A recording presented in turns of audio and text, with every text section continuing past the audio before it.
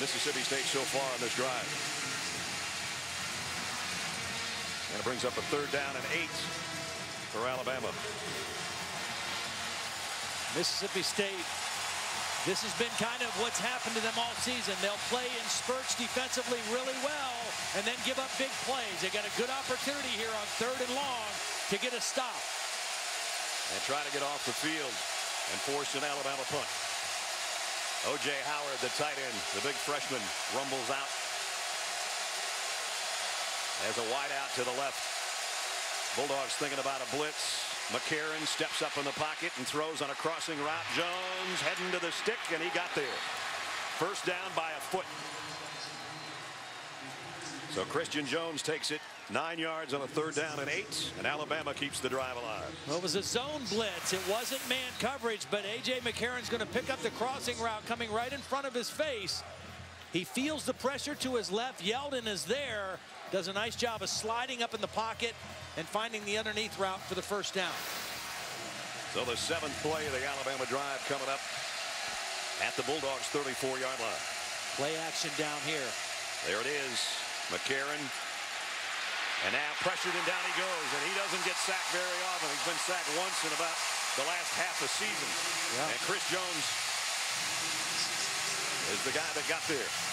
See, this is a big physical front 7 that Mississippi State has, and they match up better against Alabama's offense and the way they like to play and A.J. McCarron than they did last week in College Station against Johnny Manziel. And they get a sack on the 1st possession. 2nd sack allowed, Ledge in the last 128 pass attempts. That's pretty good protection. But it brings up 2nd down and long. And McCarron back in the shotgun. And whistle before the play. I think Mississippi State might have taken a timeout. First charge timeout. I don't think they had enough guys on the field. I think they only had 10 on the field.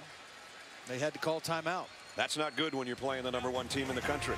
Timeout, 10:51 here, 1st quarter. The SEC on ESPN and the SEC West, Alabama and Mississippi State just underway in the 1st quarter. If you're just joining us, Alabama took the opening kick from the 25-yard line. They've worked it to the 41 of Mississippi State. They've got a 2nd down and 17 as they just allowed only the 2nd sack of A.J. McCarron in the last 21 quarters of play. That's why they're in a long yardage situation. This is a screen down for Alabama. They love to run screens. They got good backs that are good with the ball after the catch on screen. And right now it's T.J. Yeldon that's in the backfield with A.J. McCarron. And to pick up about 3 extra yards. You know, that's important for A.J. McCarron. You know, he doesn't have to do that very often. But one of the things that NFL scouts still want to see with A.J. McCarron, one is arm strength and his ability to drive the football down the field. And the other one is this: can he make plays with his legs when things break down? The way the NFL game is changing and evolving from the quarterback position, that has become even more important. Nice play that time by A.J. Makes the 3rd down more manageable because he picked up 11 yards. Now they look a little bit confused, and finally he settles them down on 3rd down and 7 at the 31. 2-man rush. Swing pass out to Yeldon, and Yeldon trying to make everybody miss. Hurdles 1 man, and he's very close to a 1st down. I love the call by Jeff Collins. Rush 2, drop 9, but when you get out in space, you have to make a tackle. I mean, that should have been stopped well short of the 1st down, and instead it's 4th and very short for Alabama. And Nick Saban didn't even hesitate on 4th down this early in the ball game. Already down on the opposition's side of the field at the 25, and they go for it on 4th and 1. 2 tight ends and the fullback Fowler in there as well as Yeldon. Yeldon straight ahead, easily gets a 1st down and a couple more. Now you would expect Doug Nussmeier, the offensive coordinator, to think about a play action pass and maybe a throw towards the end zone. They like deep crossing routes off their play action. When they get their running game going a little bit, that sets up their play action pass game to get the big chunk plays. From the 23, opening drive of the game. Alabama's used 6 minutes. This is the 11th play of the drive. And A.J. McCarron's been perfect so far, including a scramble that got him in good shape on that last third down. Play action bootleg. Throws on the run, incomplete. There's his first incompletion of the opening quarter. Intended for Amari Cooper. Preston Smith was the guy putting some heat on A.J. that time, rolling out of the pocket. You know, a lot of people have labeled A.J. McCarron as a game manager. I think he's more talented than that. I think he's much better than that. But I told him on the phone, I said, you know what?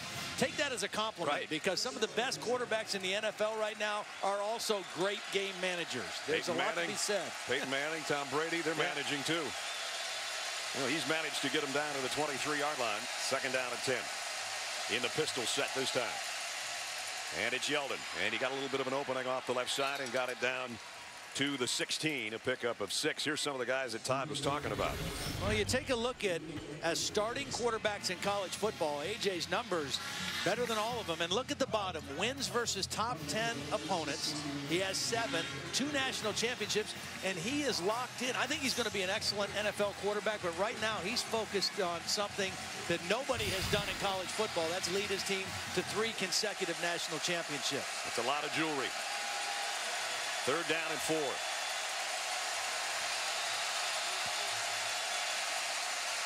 Again, play fake, rolls and throws to the corner, incomplete, intended for DeAndrew White. And it brings up 4th down. That's a good stop for Mississippi State.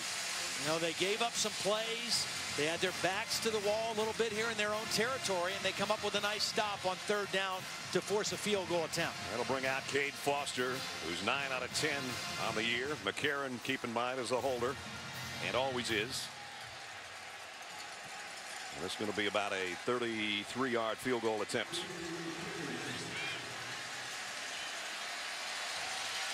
Foster had a big 41-yarder and was perfect in his extra points in a win over LSU last week. From 33, the kick on the way and good. So the opening drive of the ball game, Alabama takes it almost the length of the field, but a nice job by Mississippi State to hold them to 3. Tyler Russell in the offense of Mississippi State is up next.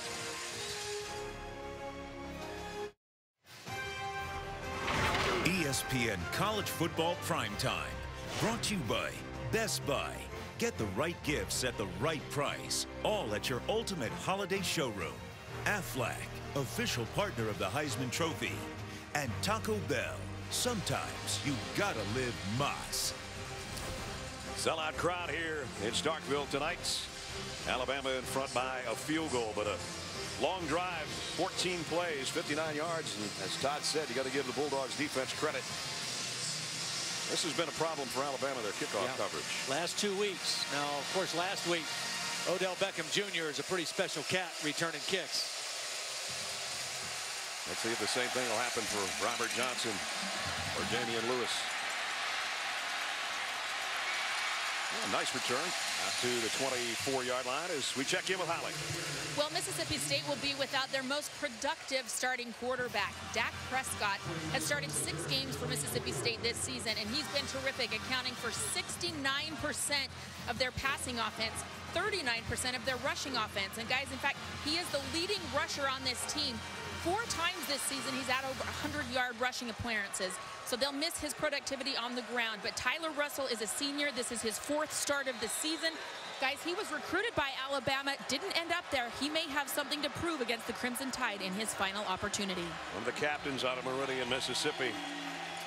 He was 50% on his throws last year against Alabama for 169 yards. Here's his first throw of this night, and it's a low one-hopper intended for Ladarius Perkins. Well, Tyler Russell, Holly talked about the injury to Prescott. He missed 4 games and parts of 2 others with his own issues. He had a concussion in the opener against Oklahoma State, came back from that and injured his ankle early in the Kentucky game. So he's had a very rough, physically a rough senior year, but a very capable thrower. Not the running threat that Prescott is, but the better of the 2 in the passing game.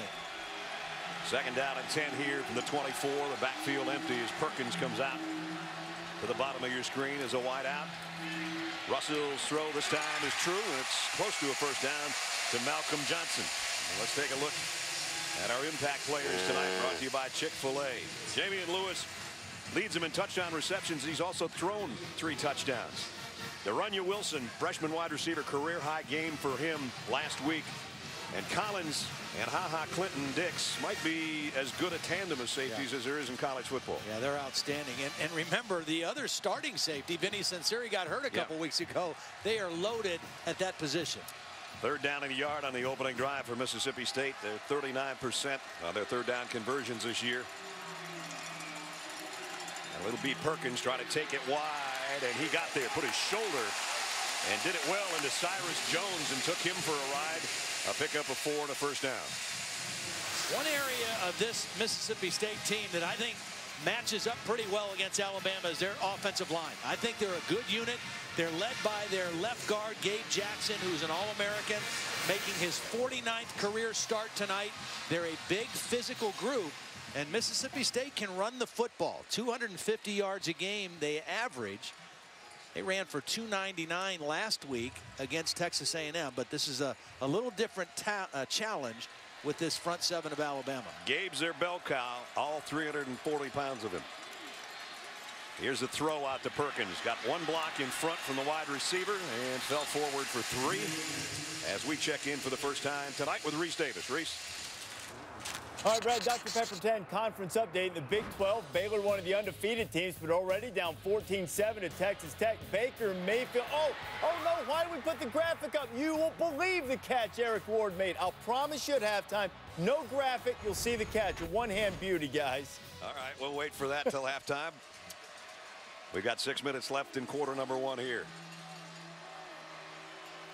Mississippi State playing an ranked Alabama team for the 7th straight year, and they've lost 14 straight to ranked teams. They'd love to ruin Alabama's season. Rough snap. Russell handles it and got the throw off somehow. Perkins made the catch, and C.J. Mosley made the tackle. You're going to see Alabama or Mississippi State with a lot of short, quick, possession-type throws. I mean, that's a big key to their chances tonight, to give themselves manageable opportunities on third down. They had 3rd and 1 the first third down. Another situation where the quarterback doesn't have to hold the ball long to get a throw on third down. I don't want to give C.J. Mosley more tackles than he deserves. That was Trey DePriest, the other linebacker that made the hit, and made the hit short of the first down. So it's third down, a short 3, and an empty backfield for Tyler Russell. Here comes the heat. Russell trying to go straight up, lost the ball, covered by one of his linemen. Or Alabama would have had a gift at the 45-yard line. Well, I do think Tyler Russell, even though he's not the runner Prescott is going to have to make some plays with his legs, but he better take care of the football. Carrying it very loosely. You know, everything's slippery here tonight. Yeah. The floors are slippery in the bathroom, in the hallways. That football is slippery tonight. I don't know what it is, just the combination of weather conditions. But he needs to hold on to the football. There's a little bit of mist in the air and a lot of humidity, and you're right, there are more of those yellow wet floor signs around here than I've seen in a long time. Devin Bell to punt, end over end kick, fair catch called for. Christian Jones lets it bounce, and this is going to be down inside the 10-yard line.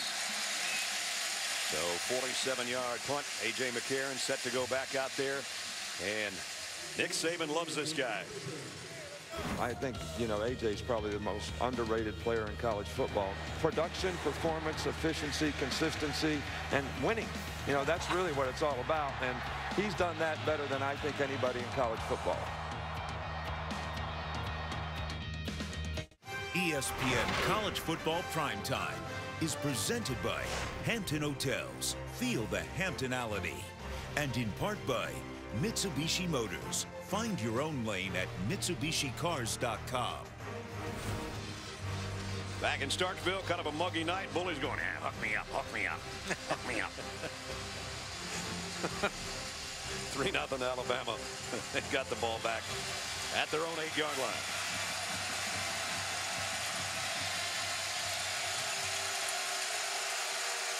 DJ Yeldon behind A.J. McCarron. On the stretch to the left side, and waiting for him is a Mississippi State defense that takes him all the way to the end zone. Loss of about 4. Caleb Ewells was the first guy there. Oh, I mentioned this front of Mississippi State is pretty big. They're pretty stout. Caleb Ewells is not the biggest guy up there, but he's quick. He's got good off-the-ball quickness. P.J. Jones on the inside as well. There's Ewells with the quick move, the penetration into the backfield, the first one to get to Yeldon. And another negative play for the Mississippi State defense. DJ's carried it 6 times. He's only got 9 yards, and now he's about 3 yards deep in the Alabama end zone. Second down at 14. He'll get it again. And again, he breaks a tackle or 2 to pick up 4. As we take a look at our impact players, brought to you by Chick-fil-A, and he's obviously one of them on his way to another 1,000-yard season. O.J. Howard had a big touchdown in the LSU game. True freshman becoming part of the offense. On the other side, Bernardrick McKinney leads the team in tackles and sacks, and Nico Whitley, 4 interceptions, leads them on the back end of that defense, which right now has forced Alabama to a 3rd down and 9. And they've done a good job forcing opponents into 3 and outs. See if they can make Alabama punt from deep in their own territory. McCarron at his own goal line. Incomplete, intended for Yeldon. Wanted to throw a middle screen, and Mississippi State's defense is fired up. Jeff Collins, the defensive coordinator, was on Nick Saban's staff in 2007. Nick's first year at Alabama. He was the recruiting coordinator and an assistant. And this is a pretty big game for him. And that was an excellent call on 3rd down. Little mix up with the 30 personnel. And they forced Cody Mandel to be 5 yards in his own end zone. Jamian Lewis is on the other end, and he's a dangerous return man. I mentioned he catches touchdowns. He throws touchdown passes in a lot of different ways. He can be a major factor. He's going to get a shot at this one, but he's going to have to backpedal to the 36. And the ball came right off his chest. And it's loose. And he covered it, but he lost a lot of yardage in doing so. Well, that could have been a disaster. As it is, the Bulldogs have it back offensively. But this could have been trouble. Hit him right on top of the 4. And then Landon Collins let him have it, but he got back to cover it. Bulldogs trailing by 3 when we come back.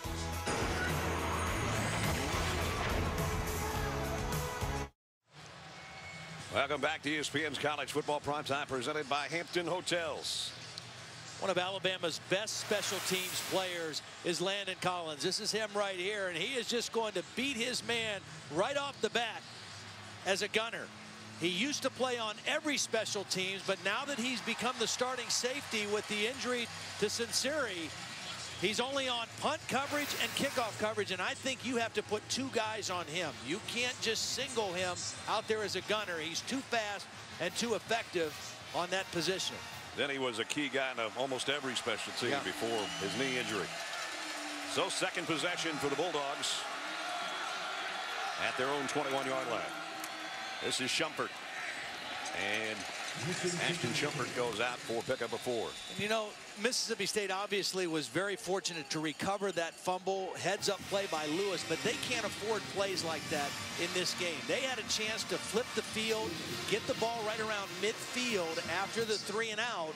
They can't afford to take those steps backwards because they're going to have a very difficult time driving the length of the field on this Alabama defense. And Dan Mullen told us we got to play our A game and hope that Alabama for some reason plays their maybe C game. Absolutely. Second down at 7. 4 wideouts for Russell down the middle, and this one's tipped and incomplete. That was intended for Chappelle. And it brings up 3rd down and long. And again, the difference right here after that muffed punt, 3rd and long from inside your own 25-yard line is a whole lot different than 3rd and long from midfield. Right. And again, Dak Prescott can only look on from the sideline and street close. 3rd down and 7. Trips to the right side, and now they'll bring it in motion. Fred Ross to the near side.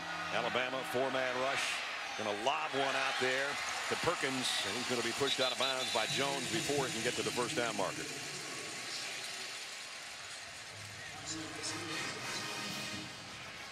Kirby Smart, defensive coordinator for the Tide. His group is forced to 4th down and a punting situation for Mississippi State. Baker Swedenberg's been a good punter for Mississippi State, averaging almost 44 yards a kick. And Christian Jones, I mentioned he's got a kick return for a touchdown this year. He's also got a punt return for a touchdown. Swedenberg a couple of steps to the right, lays it up high. Nice kick. Fair catch. Jones makes it over his head with 2 hands. 53-yard punt, no return. We'll return in a moment with Alabama back on offense.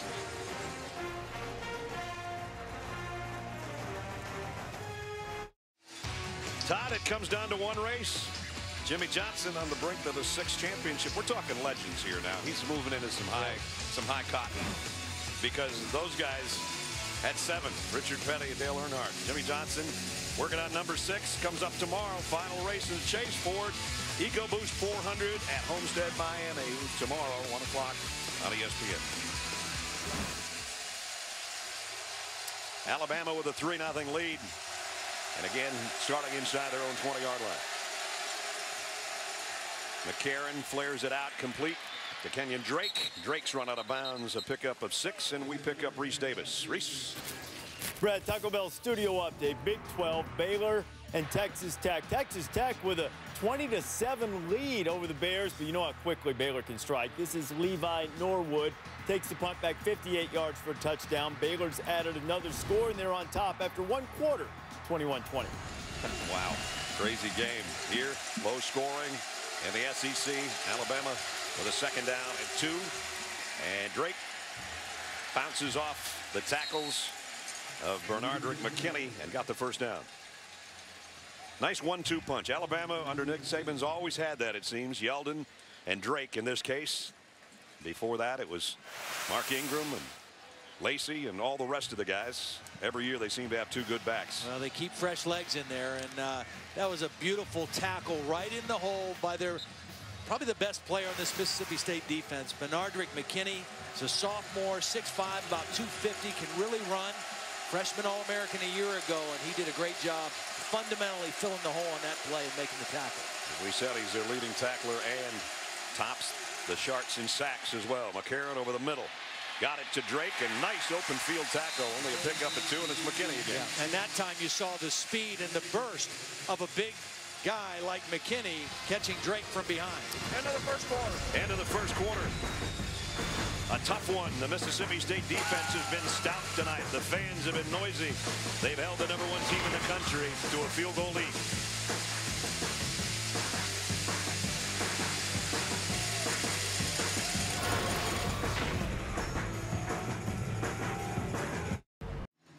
Visit WatchESPN.com or download the Watch ESPN app to watch ESPN live anytime, anywhere. Brought to you by Vizio.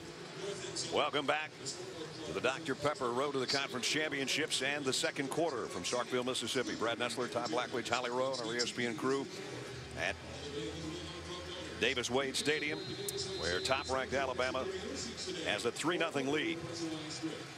And they do pretty well in the 2nd quarter. First snap of the 2nd quarter is a 2nd down and 9, and a blitz coming on McCarron.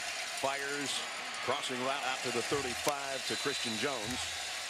You know, one thing that's been pretty interesting here in the 1st quarter of play, Mississippi State defensively feels pretty comfortable in defending the run without bringing an extra safety down by the line of scrimmage. They're playing with 2 deep safeties, which allows them to play more pass coverage behind that front. And so far, it's worked out pretty well for them. Alabama's only got 1 play over 10 yards.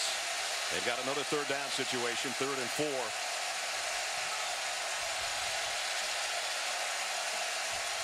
McCarron scanning the field, in and out of the hands, and almost intercepted by Christian Holmes. TJ Yeldon had his hands on it, and then number 44 almost had a pick.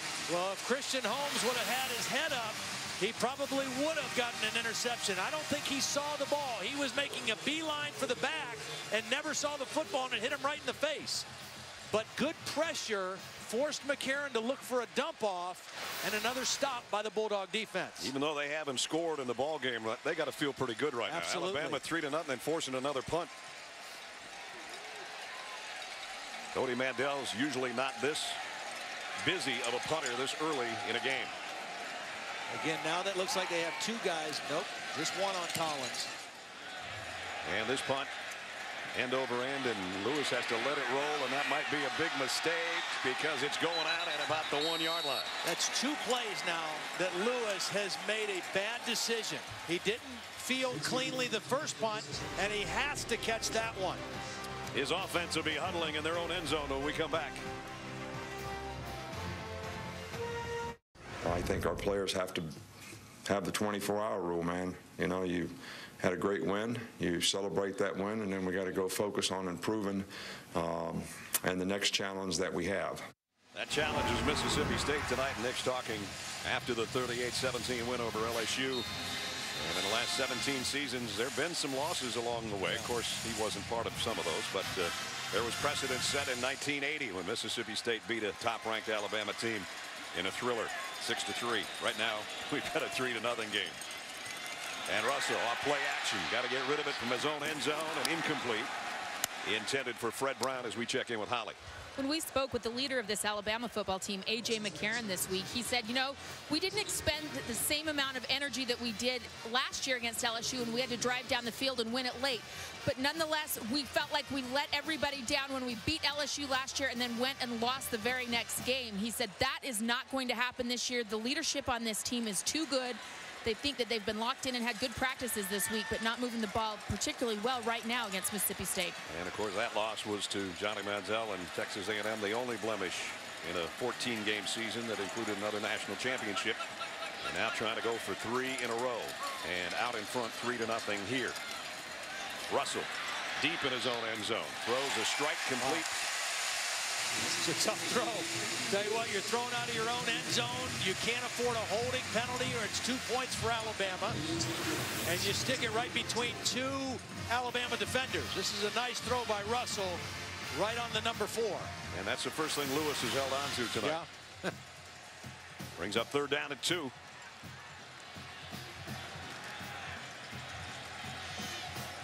Josh Robinson in as a wide receiver. And basically, it's just a shotgun for Tyler Russell. Now he's being joined in the backfield. And he'll take it straight ahead. He's not going to make the first down. There's just a difference between Tyler Russell running that play and Dak Prescott. Prescott's about 10, 15 pounds heavier and has the ability to break more tackles than Tyler Russell. Now, this is a big, sturdy defensive front that Alabama has. So the field position, this will be in Alabama's favor now. Yeah. Because Swedenberg is going to be kicking from his own end zone. And Christian Jones is waiting at about the 45-yard line on the other end for Alabama. First thing is catch the snap and then get it out of there. And he does, but it's a short kick. Not a good one. And it's going to bounce and stay in Mississippi State territory. So that didn't work out so well. Only a 32-yard kick, and Alabama's going to have great field position when we come back. ESPN College Football Primetime. Brought to you by Charles Schwab. Own your tomorrow. And Zales, the Diamond Store. Let love shine. We spent some time down there yesterday, that part of town. 3-0 with a little over 12 minutes remaining in the second quarter. Well, Alabama picked up 39 yards on the exchange of possessions. Play action deep to Amari Cooper. Good possibility right here. From the 43-yard line. There's the play action. McCarron loads it and has to reload and threw. Intended for Cooper, and it's a one-hopper. Nice pressure again. Yeah, they've gotten consistent pressure on A.J. McCarron. This offensive line for Alabama, we mentioned, has not given up many sacks all year. That was the part of this team that started slowly but has played well here of late. But so far, the defensive front of Mississippi State is giving them some problems. Preston Smith is the guy that got the pressure again. He's done that more than once tonight. And Jeff Collins, their defensive coordinator, told us yesterday he's our big-time pass rusher. He's up on the top of that defensive line right now. McCarron in the gun on 2nd down and 10. He'll hand it off to Drake, and Drake got a couple. That's it. Bring up 3rd down and 8. That time P.J. Jones and Caleb Ewell's in there to make the stop. Again, this defense matches up so much better with their big personnel than they did last week against Texas A&M. The hurry-up offense, the spread formations, and a quarterback that is fast and elusive and creative. It's just a much better setup for Mississippi State playing Alabama. Alabama only 1 out of 5 on their 3rd down conversions. They've missed their last 4, and it's 3rd down and 8 here.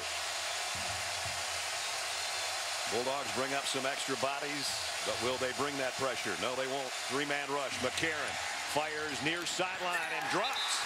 Would have been a 1st down. DeAndrew White just didn't hold on to it. And just a lack of concentration at the end of the play. 3-man rush. You got to find a hole with the 8 defenders. He has one to DeAndrew White. Good throw. Would have been a 1st down. Just a lack of concentration at the end. 2nd 3 and out for Alabama. We don't say that very often. Mandel to punt, and Lewis has made 2 mistakes so far as a punt returner. One he dropped, and one he let go and let bounce when he should have fielded it and went out at the 2-yard line. Let's see if he does something with this one or if he'll even get a chance. Probably won't get a chance. This one's going all the way to the end zone as Mandel got too much of that one. Tried to pooch it and couldn't. 11 minutes, 8 seconds remaining in Starkville. Our college football on ESPN and the SEC in a low-scoring affair, 3-0.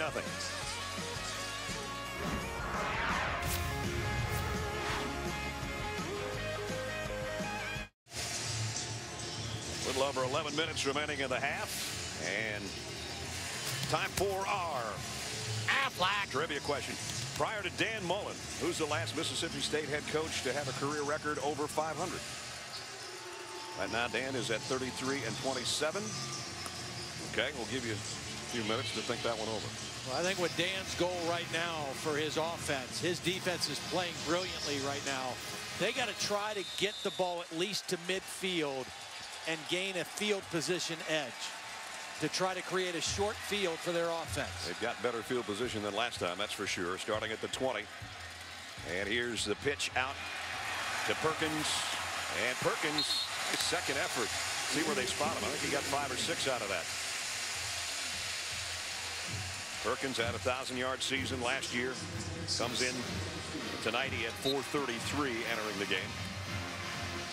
And almost 2,500 in his Mississippi State career on the ground. And he did get 6, 2nd down at 4.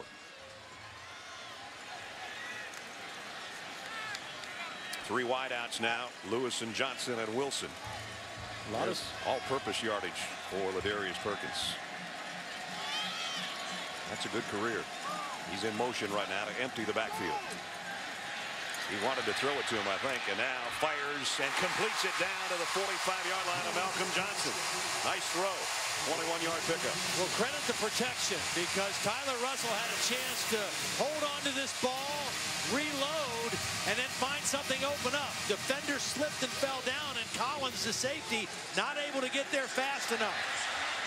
Nice job by Russell seeing the slip by Jarek Williams, number 20, and getting the ball to the open man. And his right tackle, Charles Sidaway, helped the cause a little bit too. Gave him just an extra half second to let that one rip out to the 46, where it's 1st down. Play fake and the screen. This one's going to lose yardage to Joe Morrow. Loss of a yard. Cyrus Jones played that beautifully. Allen got out there to help. One of the reasons that Mississippi State, I mean, they always use a lot of spread formations, a lot of 3-4 wide receivers, a lot of empty backfield sets, but it's particularly important against Alabama's defense, because the more you bring your formations in, the more they can disguise what they like to do. Right. This is a team that likes to blitz. They like to bring pressure from a lot of different angles, and when you spread them out, it forces them to show you where the pressure's coming from a little easier. 2nd down, 11. Perkins got an opening off the right side, got to midfield. Xavier Dixon brought him down there. Well, again, you'd love to get points here. You got some momentum going, but if nothing else, they've moved the ball to the 50-yard line, and they have now gained a little bit of an edge in the field position game. And when you play Alabama, you have to win field position. This is the first play run on Alabama's end of the field, and it's by about the length of a football. 3rd down and 5. Empty set again with Russell in the gun. Pressure coming. He loads it out, completes it to Johnson again. Johnson fighting his way down inside the 30. 1st down, Mississippi State. Nice job by Tyler Russell. He knew he was going to get hit. He knew pressure was coming from an unblocked man, and he hangs in there. He steps into the throw and takes the hit and gets the 1st down conversion. C.J. Mosley hit him right in the chest with his helmet, and he still got that throw out to the tight end. So now they not only got it to midfield, they've got it at the Alabama 27-yard line and starting to threaten here.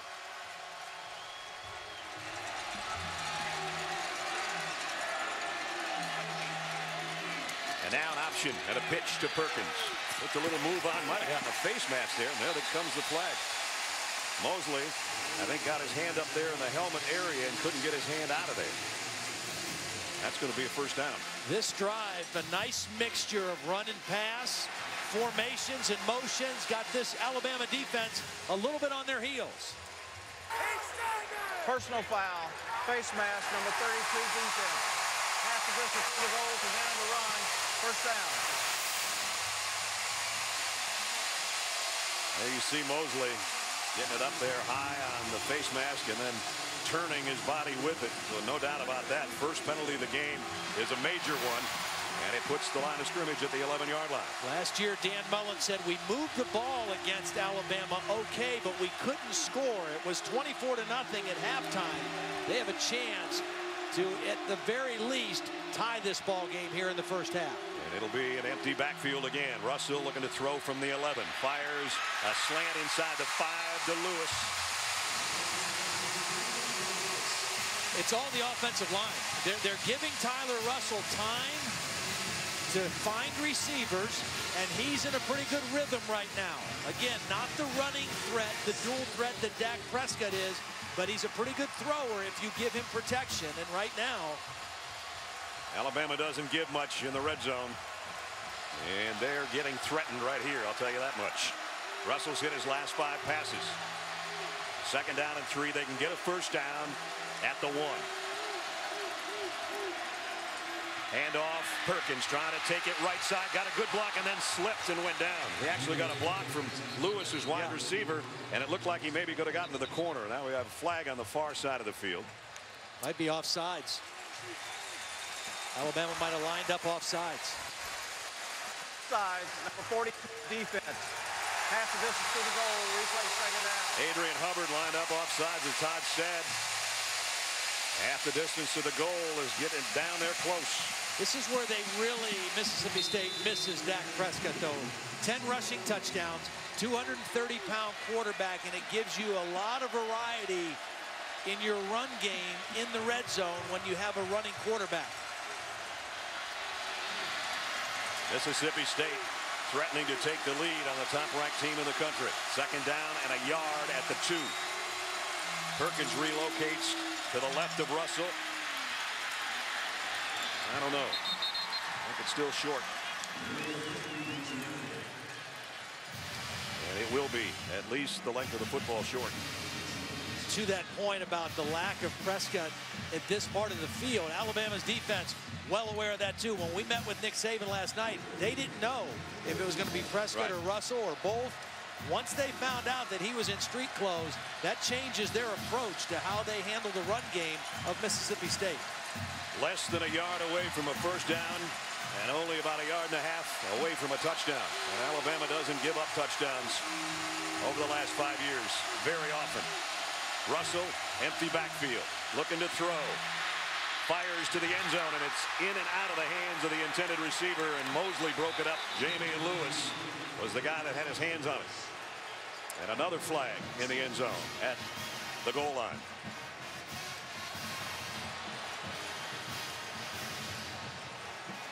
I think it's defensive holding on Mosley, possibly. Nope, an eligible man downfield.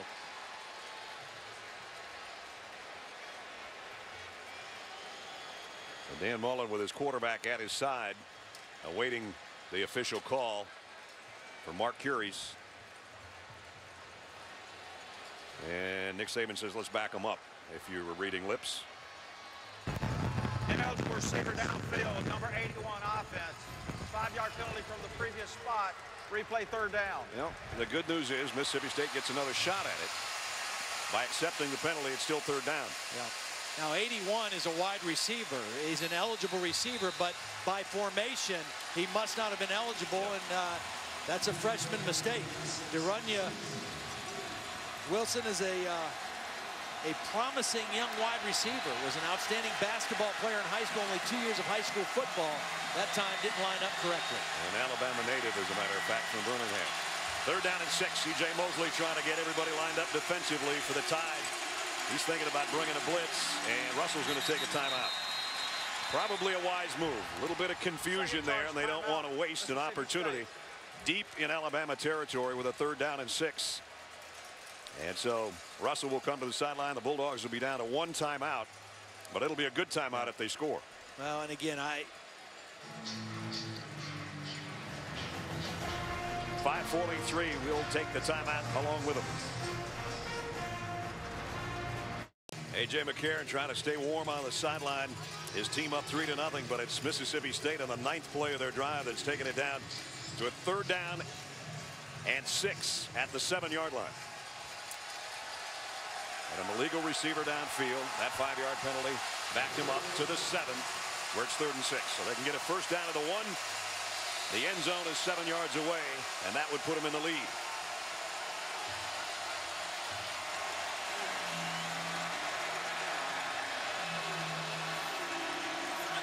Tyler Russell fakes the handoff to Perkins and lobs it to the corner. Incomplete, intended for Lewis. And Smith was back there covering. And they're going to bring out the field goal unit. pretty good coverage by Geno Smith. Right on the receiver. I'm not sure that the pass was catchable anyway. I think it was a little thrown a little bit too far out of the reach of Jamian Lewis, and Mississippi State will have to settle for the field goal attempt. Sobias getting for the point of the field goal attempt of 23 yards. And he missed it to the right. How disheartening is that? Take it the length of the field, have it down at the 2-yard line, have a penalty, go out to kick what should be a chip shot field goal, and against the #1 team in the country, come away with a goose egg. Yeah, just can't do it. You know, and in the special teams tonight, 3 mishaps for Mississippi State have cost them.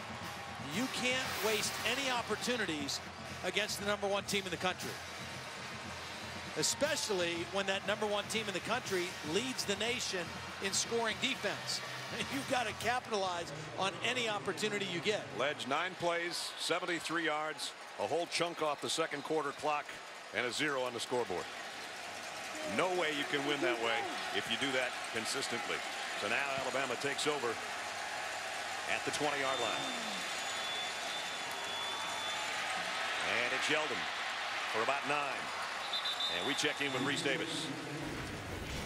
All right, Brad, time for SportsCenter right now. Brought to you by Ally Bank on ABC. Coach O's Trojans giving Stanford all at once. That's Buck Allen going in for the touchdown. 2-point conversion was good. It's on ABC, and it's 14-7 SC. Here it's 3-0 Alabama. Should have been 3-3 at the worst. But Mississippi State missed a 23-yard field goal. Yeldon got 9 at second down and a yard. He stays there in the backfield behind McCarron. And he'll get the carry again. And he's got the first down. And picked up about 3 more after that. Alabama has not had a lot of success running the football out of their normal formations. Only 35 yards rushing before that play. So they've gone to a little 2 tight ends here to start this possession, and they get a couple runs for a first down. Well, A.J. McCarron, he hit his first 4 passes of the game. And since that time, he's only 3 out of 9. So they haven't done much on the ground or through the air. But they do have a first down at the 33-yard line.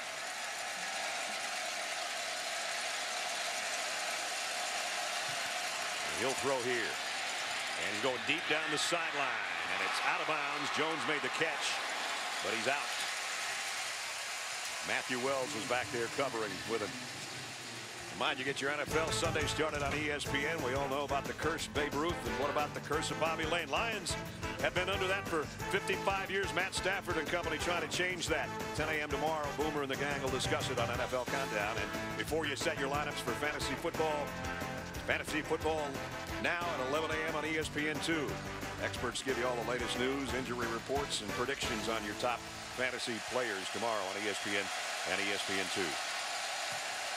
Here comes a blitz off the corner. Yeldon got a nice block. McCarron throws incomplete.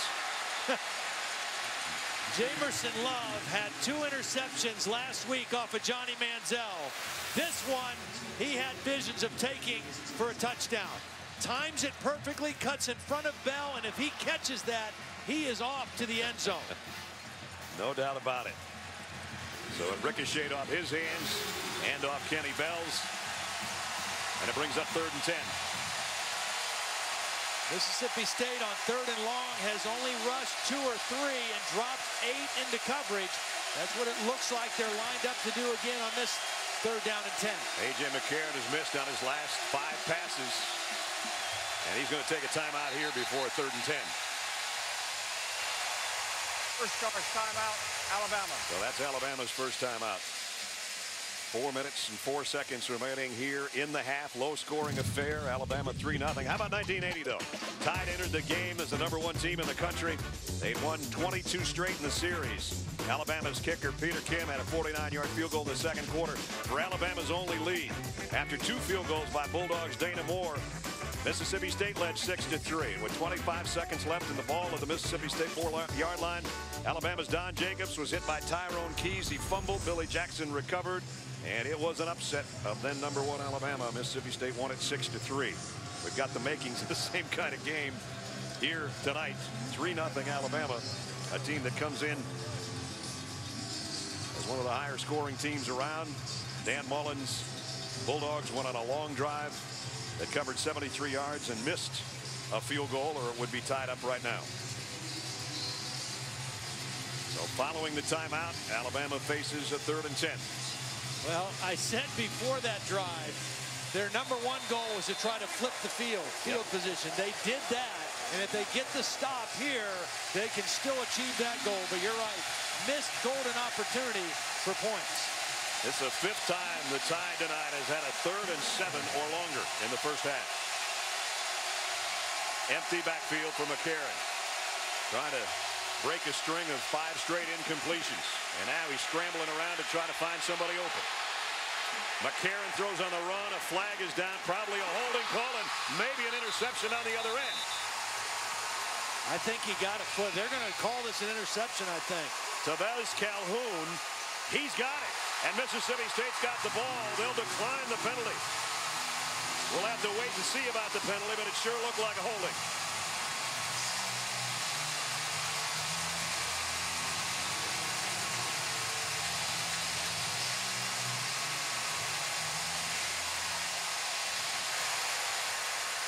Holding, number 79 offense.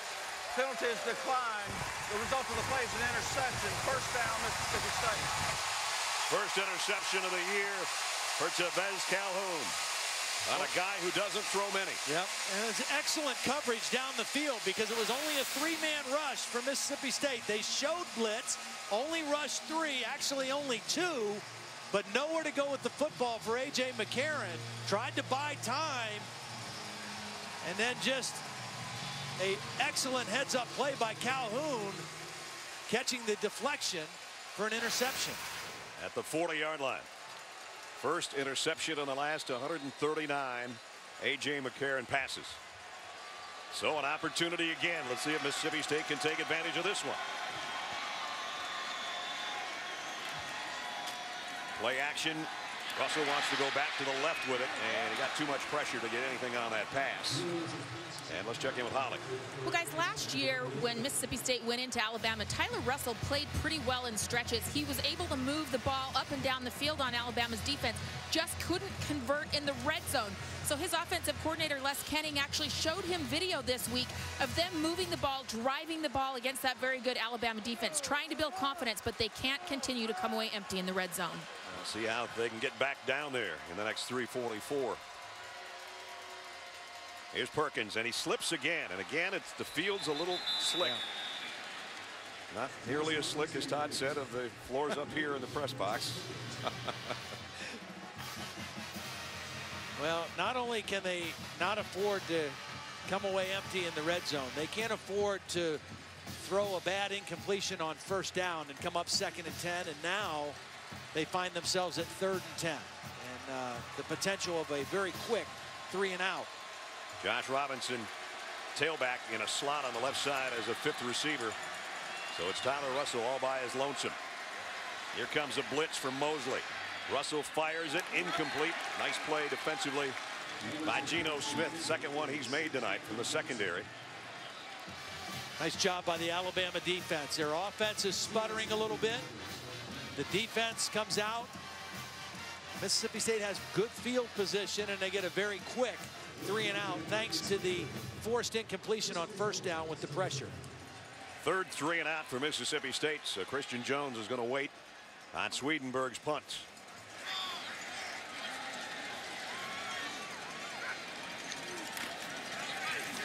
And almost had it blocked. Wow. Not sure how it didn't get blocked. Going to roll dead down at the 22-yard line. Kevin Norwood was in there fast. Was he ever? And again, the punter almost walked right into getting that block because they do that little 2-step to the right. And here comes Norwood. And it went, I think he got a piece of it. Man. Did he not get a piece of it with the right hand? Maybe that's why it didn't go very far. At any rate, they've got it back. The Tide with a 3-point lead. Earlier tonight, we asked you the Aflac trivia question prior to Dan Mullen, who's the last Mississippi State head coach to have a career record over 500. I'd say maybe Jackie Sherrill. Darrell Royal. All right. Wow. Tricky. Yeah. That's a tricky one. There's the coach. Looks a little different than he does in burnt orange for Texas. Right now, Dale Mullen's team has given Alabama all they want and then some, but the Tide still has 2 timeouts remaining. Here's T.J. Yeldon. Yeldon into the secondary down the sideline. 1 man to beat. And he'll get dragged out of bounds, but a huge gain down inside the 30-yard line. Mississippi State went to a bare defense, which means they committed a lot of guys to the line of scrimmage, expecting run, but it was blocked very, very well. Really, the key block was the 2 tight ends, O.J. Howard and Vogler, blocking at the point of attack. 84 and 88 opened this thing up for Yeldon, and Mississippi State gives up a big play. A 50-yarder, in fact. Nico Whitley saved the touchdown, but still, Alabama's got it at the 28-yard line of the Bulldogs. McCarron throws it out to Jones on a screen, but that's read beautifully again by Bernardrick McKinney. One of the things that has haunted this Mississippi State team, 5 games this year, they have given up points right at the end of the half. It's cost them a couple times. It's such a demoralizing thing to play well and then right at the end of the half give up points and change momentum. It happened last week against A&M. They need to try to avoid that same scenario tonight. Here it is inside 2 minutes again. 2nd down and 14. Yeldon going the other way. Now the cutback run, broke a tackle. He's got another first down inside the 20 at the 18-yard line. So T.J. Yeldon doing this drive all on his own. Alabama finding the running game difficult tonight against this rugged front, so they're going a lot more 2 tight ends here in the 2nd quarter. Again, Vogler and O.J. Howard at the point of attack, doing a nice job blocking on the edge for Alabama. Yeldon has Alabama in the red zone of the 17-yard line with another first down and 1:20 to play in the half. He'll take it again. They've got him trapped this time for a loss. When we get back to that point of giving up points and plays at the end of a half, sometimes that's the result of a young team, which this is. Right. Mississippi State's a very young football team. It's also the result of a team that is trying to get over the hump, maybe a middle-of-the-road team that's trying to become an upper echelon team and doesn't quite know how to finish the deal. You've got to finish the half, and you got to finish games, and that's been a little bit of a problem for Mississippi State. Let's see if they can close the deal here under a minute in the half. And the clock running, 2nd down and 11. A.J. McCarron, 4-man rush, pumps once. Now he's in trouble. And he'll throw at the last moment, intended for Yeldon, and incomplete with 30 seconds left. I've been impressed with Mississippi State's defense. Other than that long run they gave up to Yeldon on 1st down, they have really locked down this Alabama offense. An offense coming into the game that was averaging 453 yards a game.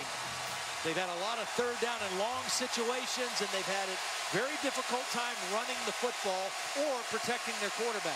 Only 2 plays over 10 yards, both by Yeldon, a 50-yarder and a 15-yarder. So no pass plays over 10. They're probably going to need a pass play here. 3rd down and 11. Corner blitz. McCarron, who was hit, got away, throws, and got it complete. And it's Vogler, the tight end, for the touchdown. McCarron bought himself just an extra second by getting away from the rush and found his tight end open on the sideline. Great job by Cyrus Kouandjio, the left tackle. Watch 71 pick up the corner blitz. Got just enough of him to allow A.J. to step up. And by formation, they put the big tight end out wide, and he was working on a smaller corner, Jamerson Love, and powered his way into the end zone. How about that nice little sidestep and spin by Vogler to get to the end zone? Foster for the point after.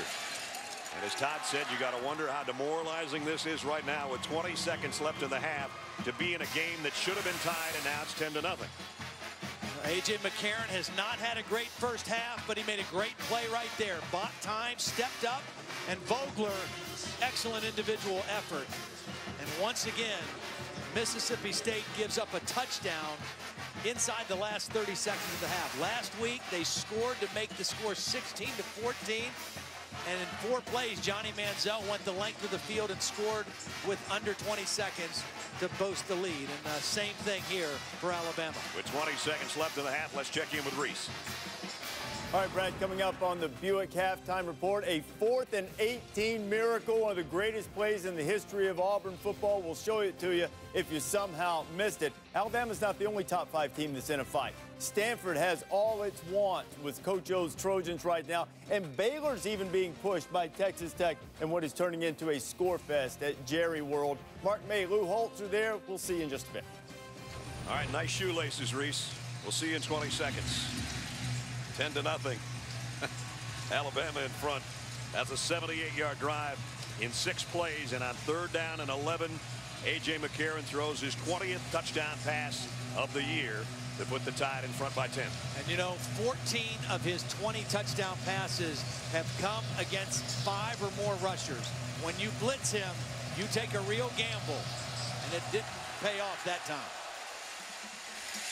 Expecting a short kick, the 2 return guys are way up around the 10-yard line, and instead it went over their head. And so we're still at 20 seconds as they bring it out of the end zone out to the 25. Well, the most storied conference in college athletics will live on a new network. Traditions found a new home. The SEC network launches in August 2014. For more information, go to www.getsecnetwork.com. This is the one that Reese was just talking about. Just an unbelievable finish, and they'll show you at halftime. But what a gutsy, courageous performance again by Aaron Murray. Yeah. And he almost pulled it out of the end, even in the final seconds. The final seconds of our half's going to tick off as Mississippi State will head to the locker room trailing by 10 in a game that should be no worse than 10-3. And another shutout. So we have seen Alabama 2.5 games. We have yet to see the opposition score points. Right now it's at 87-0 when Todd and Holly and I are around the Tide, and Holly's down there right now. Well, Coach Saban, before that last drive, you had just 35 yards rushing. So what changed to allow TJ to really get things going? Well, Well, you know, they're playing a lot of 8-man fronts on us, and we're not blocking them very well and controlling the line of scrimmage, and really just not playing very well in the passing game. I mean, that was not one of our best halves of football. We didn't respond and do things the way that we need to do them so that we can be successful more consistently. We got in a different formation and hit a couple runs.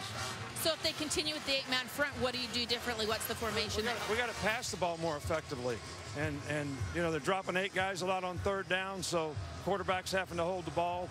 So we just need to do a better job of staying ahead in the sticks, not getting negative plays so that we can move the ball consistently. Thank you, Coach. All right, thank you. Alabama halfway to being a perfect 10 on the season, but they only lead by 10 right now at halftime as we send it to Reese and the guys and the Buick halftime report. Fellas. You're watching the SEC on ESPN. This crowd fired up tonight. The cowbells have been ringing for hours. And the matchup tonight, top-ranked Alabama and the Bulldogs of Mississippi State. McCarron. And now pressured and down he goes. And he doesn't get sacked very often. On the stretch to the left side. And waiting for him is the Mississippi State defense. And Mississippi State's defense is fired up. McCarron was hit, got away, throws, and got it complete. And it's Vogler, the tight end, for the touchdown. And we welcome you back to ESPN's College Football Primetime, presented by Hampton Hotels. Just about set to start the 3rd quarter.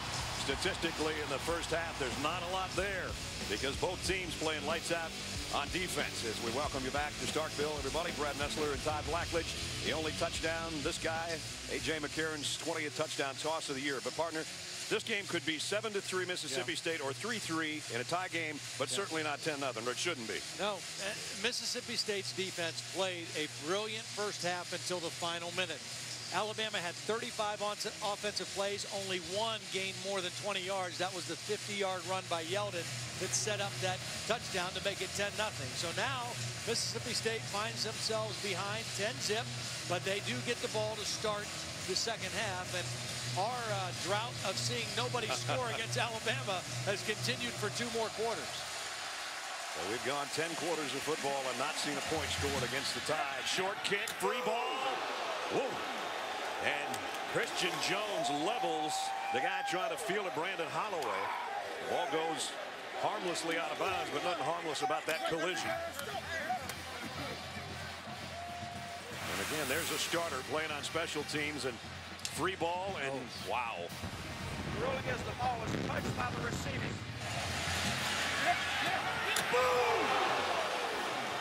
I'm just wondering why that's not a defenseless player. And that was an awful high hit on a guy trying to field a ball. There was no flag. So the ball went out of bounds at around the 18-yard line. Holloway being helped to the sideline. I don't blame him for giving him some help. I can't believe he got up.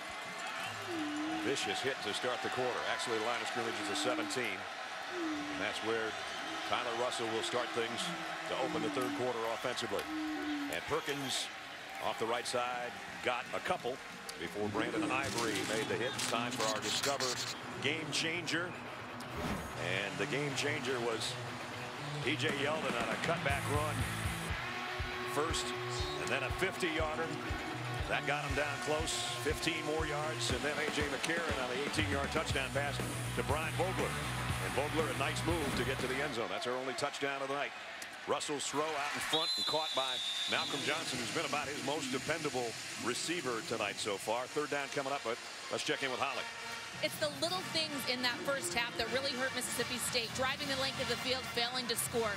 The muff plays on special teams. Dan Mullen said every little play matters when you're playing the #1 team in the country. Not most plays, every play. And he said all the pressure is on Alabama. And Russell trying to throw a strike in there to Lewis. And he's hit by Williams looking for a flag and didn't get it. So it's going to be a 3 and out. That's not the way they wanted to start the 3rd quarter. No, 3 and out quickly.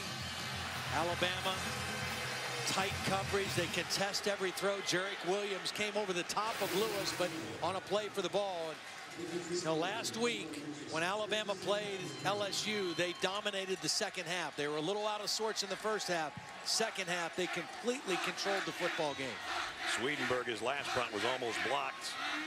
This time he doesn't do that two-step to the right. He just kicks it straight away to Jones, who's waiting at the 25.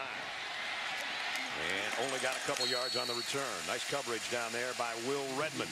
A.J. McCarron's got the only touchdown. Will have the ball in his hands when we come back.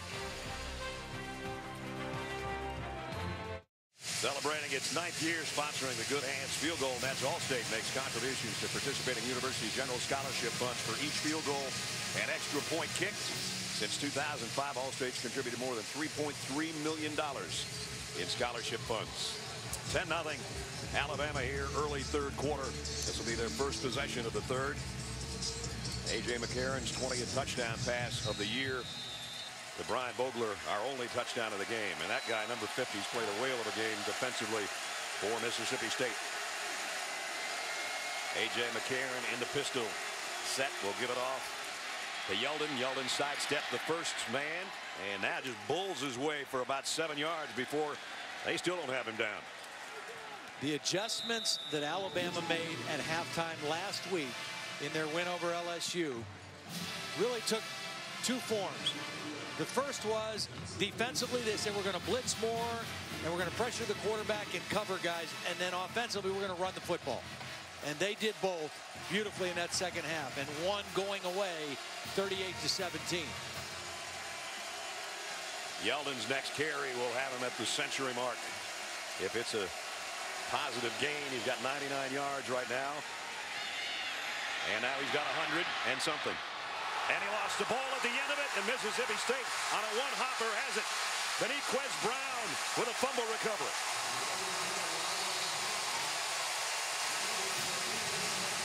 Well, this was really a good run, but Kendrick Markin, they call him Poke Dog. He's 5'8", about 170 pounds, and he gets bounced backwards, but not before he jars the ball loose from Yeldon. There's the hit. He goes back, but the ball comes out, and Beniquez Brown comes up with it.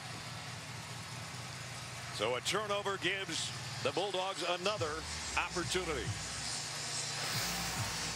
And they start in Alabama territory at the 46-yard line. Alabama 2 turnovers, and they haven't been made to pay for them so far.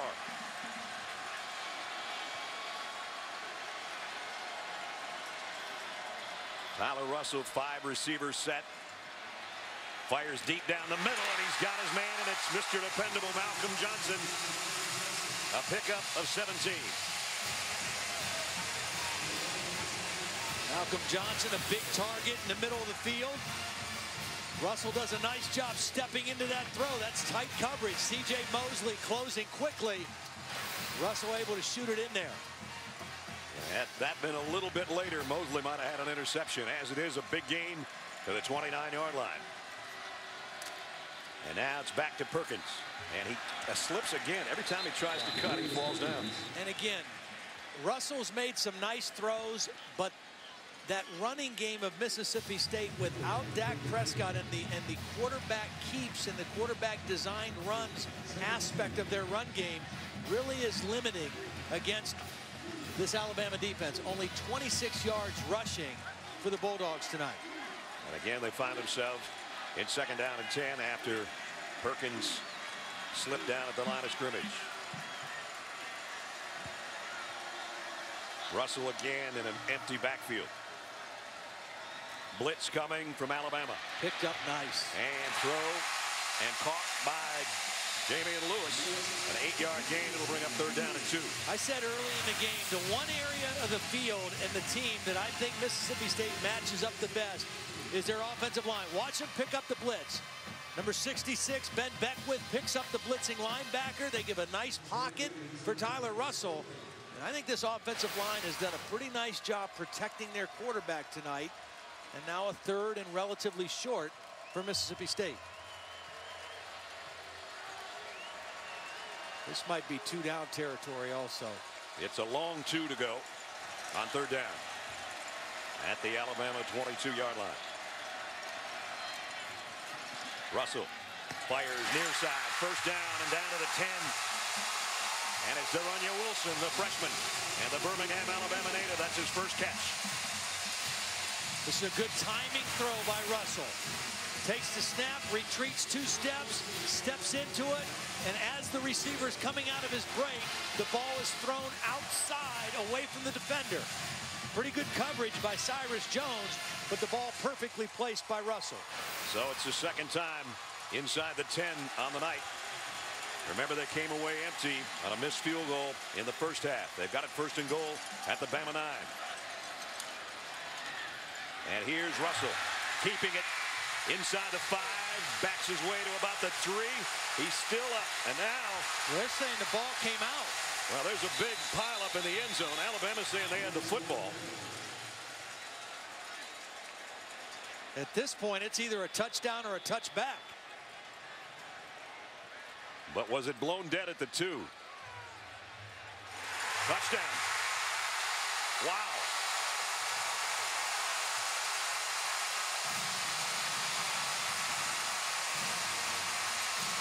I love the call. Go ahead and call the design quarterback run for the guy who doesn't run as much. It's blocked well. Sidaway gets a nice block, number 77, and as he's backing in, the ball comes out. There it is on the ground. It's kicked into the end zone, and Mississippi State ends up with it on the bottom of the pile. Not really sure who covered it. A touchdown is under further review. But there the ball is rolling towards the goal line and across the goal line. Wow. The ball was ripped out. Could have been very close to forward progress being called, but there was no whistle. It looked like Landon Collins was going to come up with it and sit away. That's the difference between a 300-pound offensive tackle and a 210-pound free safety fighting for a football. Again, there it is at the 1-yard line and rolling toward the goal line. And then the muscle battle begins at the bottom of the pile. What a crazy play. But that's the second time we've seen Tyler Russell put the ball on the ground when he has run. He hasn't run much. He got good yardage. It was a great call, but he has to take care of the football.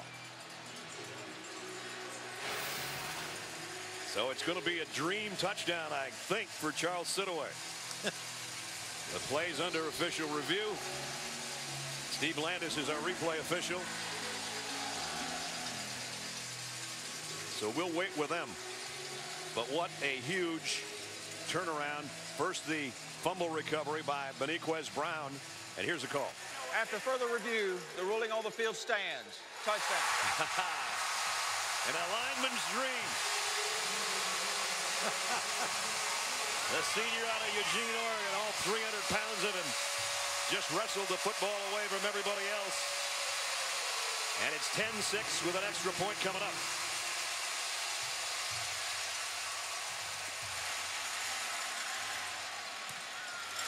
And the extra point is barely good.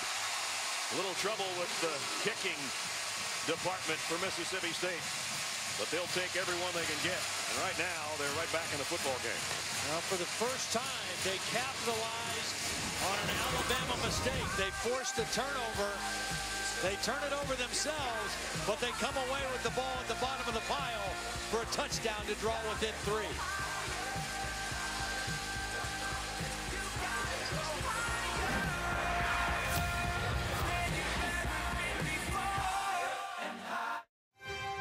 ESPN College Football Primetime. Brought to you by Liberty Mutual Insurance. Responsibility. What's your policy? And Hyundai. New thinking, new possibilities.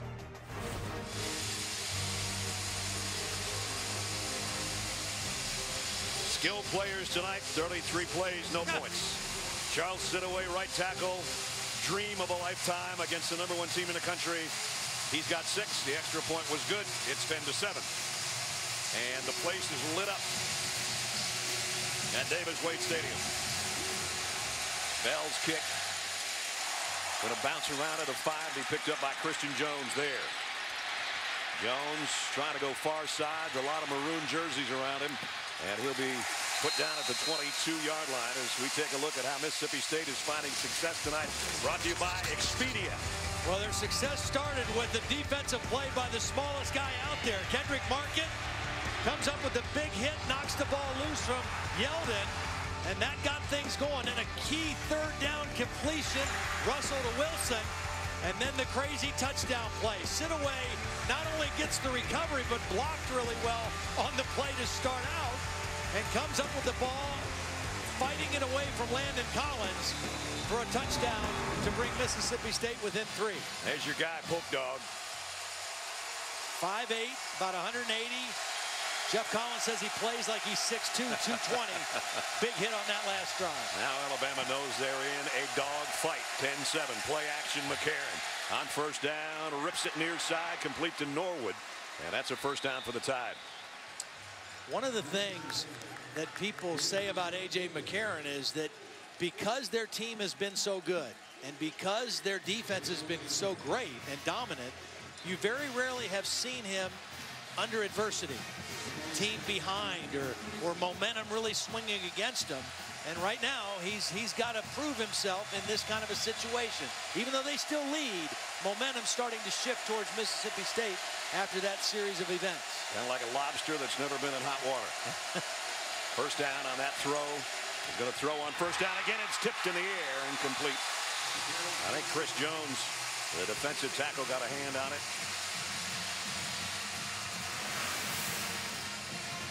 This front four of Mississippi State is for real. I mean, they've got some big bodies up there. They collapse the pocket. They're long. They're physical. Good deflection there on first down. Chris Jones, another one of those big guys, the freshman, 6'5", 305. Norwood in motion, sets up on the right side on second down and 10. And Yeldon trying to stiff arm and not getting away from Beniquez Brown, who had the fumble recovery earlier that led to the touchdown. Beniquez Brown is from Florence, Alabama. He's starting as a freshman in place of the injured Deontay Skinner, a fifth-year senior. Nice play in the open field, going low on Yeldon. They think that Brown has a chance to be an outstanding player here. Little extra juice in this one, being an Alabama kid. Yep, he was recruited by both Alabama and Auburn and ends up here in Starkville. Third down and 9. Sixth time Alabama's had it 3rd and 8 or longer tonight.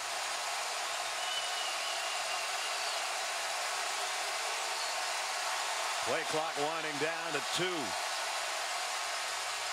McCarron, plenty of time, zips it down the middle, and Christian Jones has got it. First down, Alabama. Nice pitch and catch. McCarron to Jones, a pickup of 26. Nice job, just in all vertical. You got two guys running vertical down the seam, and A.J. McCarron found the opening in the zone defense. They showed blitz, then they dropped out and played zone, and McCarron did a nice job of finding the open seam. Jones came in as a leading receiver for Alabama. That was a big one. To pick up a third down, his 4th catch of the night has him at the 37-yard line of Mississippi State.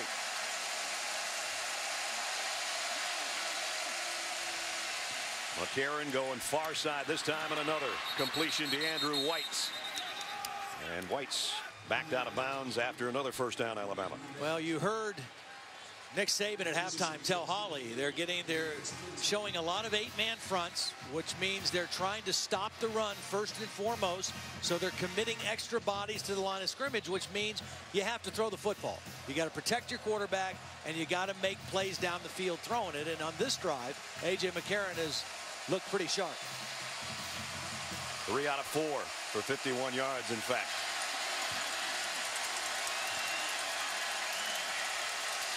First down at the 24. McCarron again to throw. And he's got another one, or is he out of bounds? It's going to be a catch. Damari Cooper somehow got a foot down over there.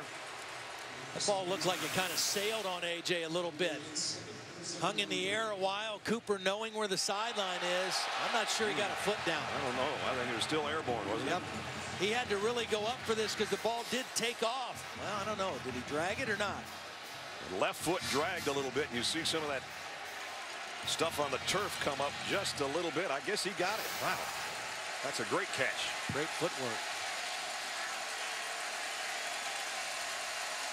Since the interception, A.J. McCarron is 6 out of 7 throwing the football. And now that they're in the red zone, they can go back to the ground game if they choose on 2nd down and 3. And they will. And it's Yeldon, and he's got a first down. Picked up 4. Nelson Adams brought him down, but he's going to move the sticks. And T.J. Yeldon over 100 yards on the night, closing in on 1,000 for the season. Came in with 862. And he's got 120 tonight. One guy who's been quiet so far tonight for Alabama in terms of the passing game is the tight end O.J. Howard, number 88. Dangerous weapon this part of the field. First down at the Bulldog 13. Yeldon wraps both hands around the ball, broke 1 tackle, steps out around the 10. Nico Whitley knocked him out, and he picked up 3 more yards. The mark of a great team, a championship caliber team, is how do they respond to some adversity. Mississippi State gets the turnover. They go down and score. First points Alabama has given up in a while. And Alabama gets the ball and comes right back down the field into scoring territory themselves. 9th play of the drive. In fact, it's covered 66 yards in a little over 4 minutes. 2nd down and 8. Tide can get a first down at the 3. McCarron, the fade to the corner. Norwood's got it. Touchdown. Beautiful throw. An excellent catch. And the Crimson Tide come right back and score. You just can't throw the ball any better than this. Single coverage against Will Redmond. Throw this ball to the outside shoulder away from the defense. Even though Redmond was right there and actually had an arm in between Norwood's arms, that ball was perfectly thrown. 2nd touchdown toss of the night for A.J. McCarron. Cade Foster in for the point after. Up and good. And as Todd said, sign of a great team. A little bit of talking going on. He went 5 out of 6 on that drive. 77 yards in 9 plays. The capper. 21st touchdown pass of the year for A.J. McCarron. It's 17-7.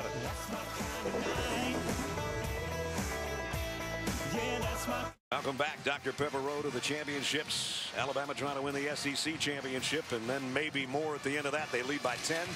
As we take a look at tonight's Good Hands play brought to you by Allstate. Can't have hands much better than this. Kevin Norwood, his 10th career touchdown on a beautiful throw by A.J. McCarron. As you get another look at another angle, and he goes airborne to bring it down for an Alabama 10-point lead. That's the 5th touchdown catch of the year for Norwood. And there's the battery right there. Quarterback and wide receiver. So now we'll see if Mississippi State can answer again. Remember, if you just joined us, Mississippi State missed a 23-yard field goal that would have tied the game in the first half at 3-3, then gave up a touchdown with 20 seconds left in the 2nd quarter to give Alabama their 10-0 lead at halftime. Battled back to go on a 46-yard drive, and their offensive lineman got them a touchdown. And now let's see what they can do, trailing again by 10. Brandon Holloway from the 6-yard line. And Holloway out to the 24, maybe the 25-yard line as we check in with Reese. All right, Brad, SportsCenter right now, presented by Ally Bank. Baylor and Texas Tech. It's 42-27 in the 3rd. Now Bryce Petty usually pitches it around, runs one in this time. Petty accounted for 4 touchdowns so far. Texas Tech trying to hang in, still 9.5 to go. So Bryce Petty, one of those guys that people talk about when you think about maybe the top 5 guys in the Heisman race. And Todd and I and Holly, I think, all agree that that guy, despite not having the same gaudy statistics as some of the others, certainly is in the discussion as well, as he's trying to win his 35th game as a starting quarterback in 37 outings. I like guys that win games. I don't care how many points or how many touchdowns they throw. Tyler Russell now, the senior, his 3rd time playing against Alabama, trying to pull an upset. Has to work from a 10-point deficit, and he'll give it off on a draw play to Josh Robinson. And Robinson got about 3 as we check in with Holly Rowe. Well, guys, cornerback Dion Blow was very upset with all the cowbell ringing. So during that last break when he was over on the bicycle, he asked the athletic trainers for some earplugs. He's getting a little annoyed by all the noise. But I did notice one other way to solve that problem of the cowbells ringing constantly: score. When Alabama scored, it got pretty quiet in here. It got really quiet in here, eerily quiet. And of course, the cowbells can't ring during plays. They can ring all they want during timeouts. You can hear a couple occasional ones when you're not supposed to have them. You're supposed to ring with discretion. And again, Robinson trying to pop out of the back of that pile. Got 2 more yards. It'll bring up 3rd down and 5. Well, I think one of the reasons you see 2 runs in a row by Dan Mullen is to hopefully give his defense a little rest. You know, they played really well in the first half until the very end. And then that last drive, Alabama took it and went right down the field, ran a lot of plays, took a little steam out of that Bulldog defense, trying to buy him a little time on the bench right now. And again, they find themselves in 3rd down and 5. Malcolm Johnson's been the #1 receiver for Tyler Russell in this kind of situation tonight. He's the slot man on the left, and Russell rips it to him, complete, 1st down, Mississippi State. Pressure by Alabama, tried to come after Tyler Russell, picked up nicely, and the slant route to a big target. I mean, he's 6'2", 235 pounds, right there on the left slot. That's a big body shielding Geno Smith away from the football. So nice conversion there, and they keep the drive alive at the 41-yard line. 2 backs in there are Shumpert and Robinson. And 3 wideouts to Russell's right. It'll be Robinson. And this time he's got some nice running room following his blockers. And he goes out for 7 or 8 yards. Boy, that offensive front, you talked about them. And, of course, they have the touchdown in Sidaway. But Beckwith and Day and Jackson and Clausel, those guys are coming off the ball. Well, this is a run-first offense. Even though with Tyler Russell tonight, they're throwing it a little more. They knew they had to throw it to have a chance to win. They're a power-run football team. And Robinson trying to bounce it outside and somehow kept his balance for the 1st down. Wow, what a run by the sophomore out of Franklinton, Louisiana. Watch the balance on this thing. Little misdirection in the backfield. Supposed to hit inside, and it wasn't there. Boy, a nice block coming in there late by De'Runnya Wilson. Number 81 got a nice block to allow for the 1st down. Crazy thing about this ledge is Perkins has had trouble staying upright, slipping all over the field, and Robinson's keeping his balance, sticking his foot in the ground, and picking up big yardage. And now the throw's complete to Lewis. And Mississippi State's got a drive moving. And how about the protection? I mean, this was a slow developing play. They faked the screen, looking to throw the ball deep. Watch, they're going to have a wide receiver screen they fake. They want to throw the ball deep. It's not there, and so he comes to his secondary receiver on the sideline, but that took a long time. Excellent protection by that offensive front. Jonathan Allen got a shot on Russell just as he got rid of that football, but he threw another strike. And it's another 1st down. He's hit his last 5 passes. Bulldogs just outside the Tide 31. Play fake. Russell, deep ball down the middle into traffic, and it's intercepted. Clinton Dix is bringing it out of the Alabama end zone, and he's got a convoy in front of him. And a big mistake there just when Mississippi State had things going their way. Alabama's got it back. They got a flag down.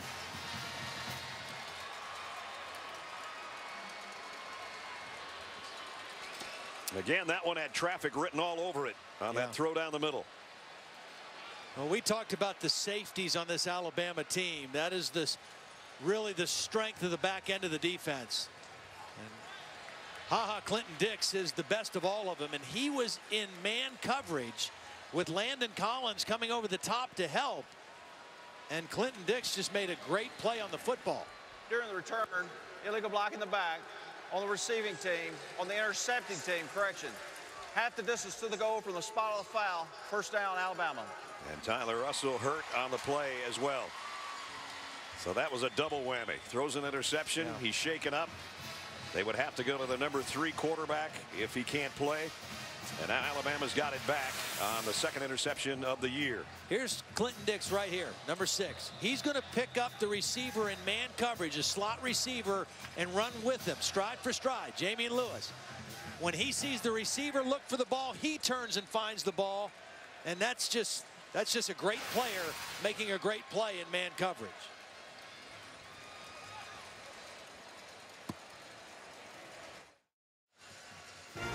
The SEC on ESPN from Starkville, Mississippi, where Mississippi State had a nice drive going until Clinton Dix intercepted Tyler Russell.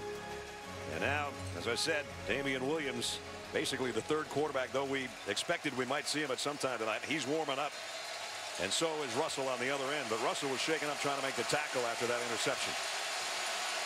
Alabama's got it back after the penalty. The illegal block on the return has it at the 8-yard line.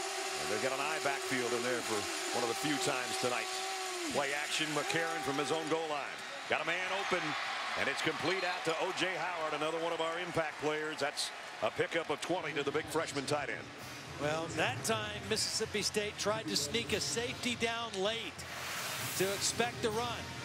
And O.J. Howard runs right past the outside linebacker into an open spot in the defense. Good read by A.J. McCarron, seeing that safety come down and throwing the ball over the top. A.J. to O.J., a pickup of 20 out to the 29. DeAndrew White in motion. As a Tide on a play fake will throw again on first down, and a wide open crossing route to DeAndrew White, who was the motion man, and the Crimson Tide picks up 15 more.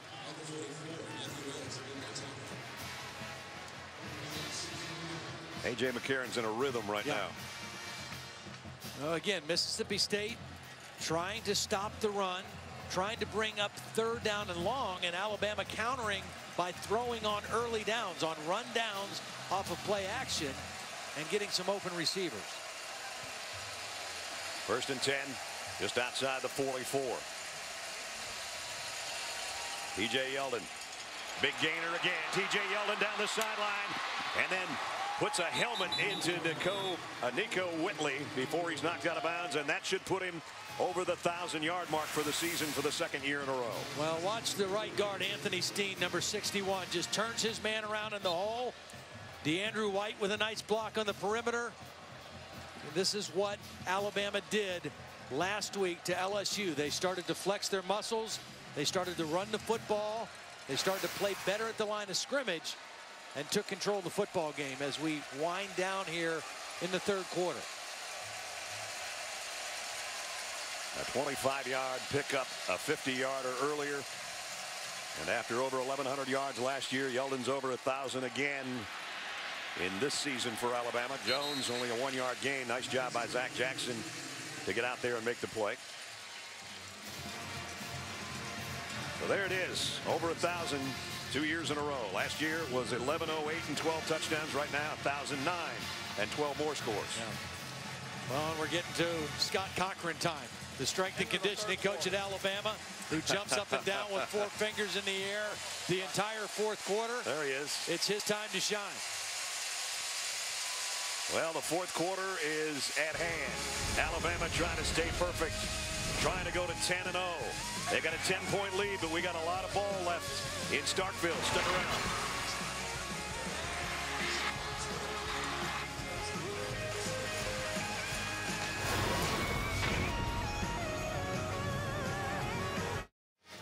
Visit WatchESPN.com or download the Watch ESPN app to watch ESPN live anytime, anywhere. Brought to you by Vizio. Scott Cochran, you got to put the 4 fingers up when he does that, too, or you get in trouble. There you go. There you go. Well, and he does this not just in between quarters. He does this every play of the fourth quarter. Well, they start the fourth quarter with a 17-7 lead. And A.J. McCarron coming up firing and going deep down the middle. Man there, and tipped away beautifully by Nico Whitley at the last moment.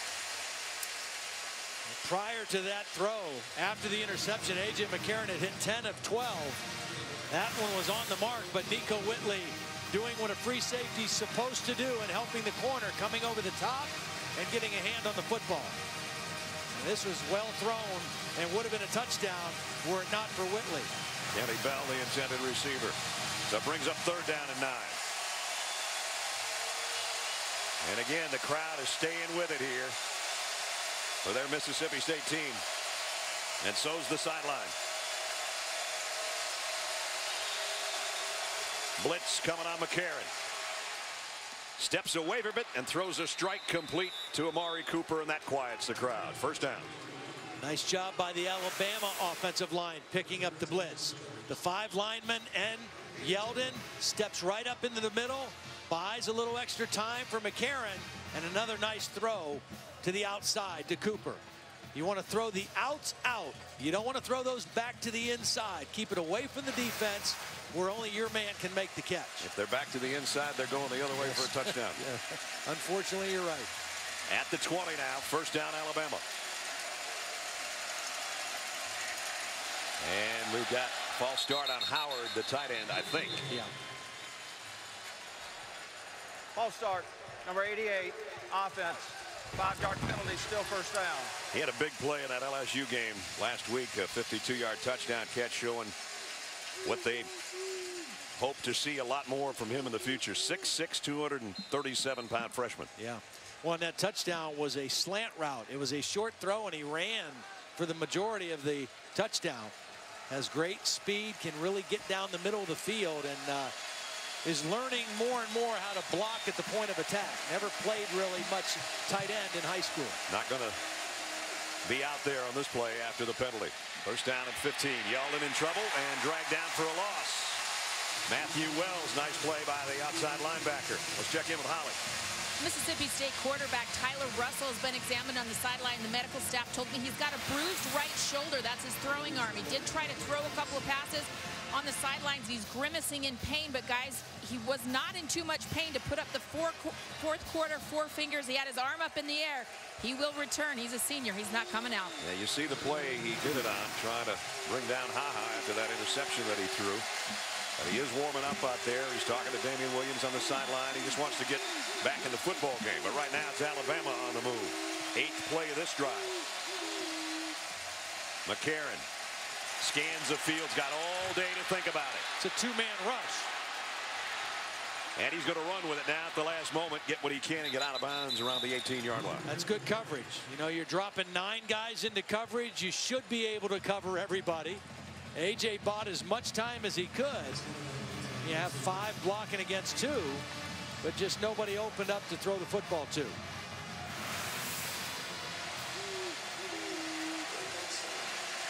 Yeah, a lot of maroon jerseys. They're able to find all the intended targets, cover them up, and force A.J. to scramble forward for a few yards. But he got enough to make it a 3rd down and 7. Key play here for Mississippi State's defense.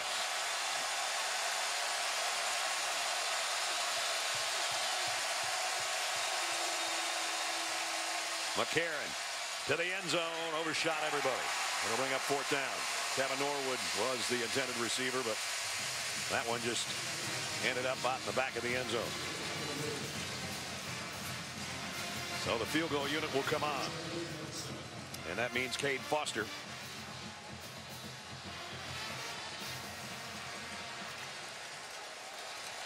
Made his first one from 33. This one will be from 35.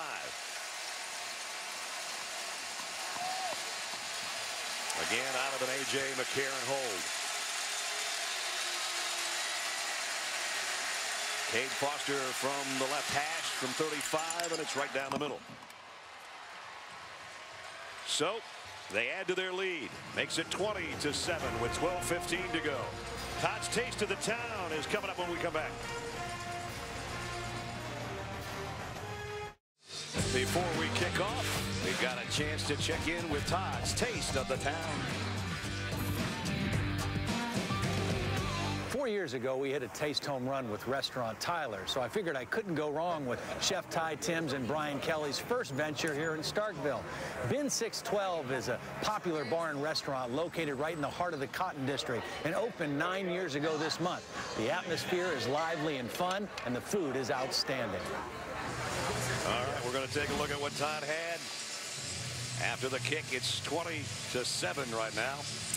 Our college football primetime presented by Hampton Hotels. The kickoff after Alabama with another drive ended up with a Cade Foster field goal of 35 yards, and he's set to kick it away to Brandon Holloway and Robert Johnson. Going to have to re-tee it, though. A little bit of a breeze. The game certainly hasn't been a breeze for Alabama. They've had their hands full tonight against this Mississippi State team that's a game under 500, but playing like a team that's a lot better than that.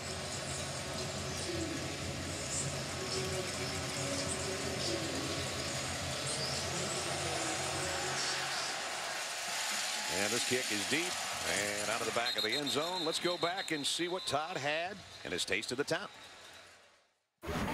Now, I never pass up a great burger, and the Bin 612 burger is one of the best.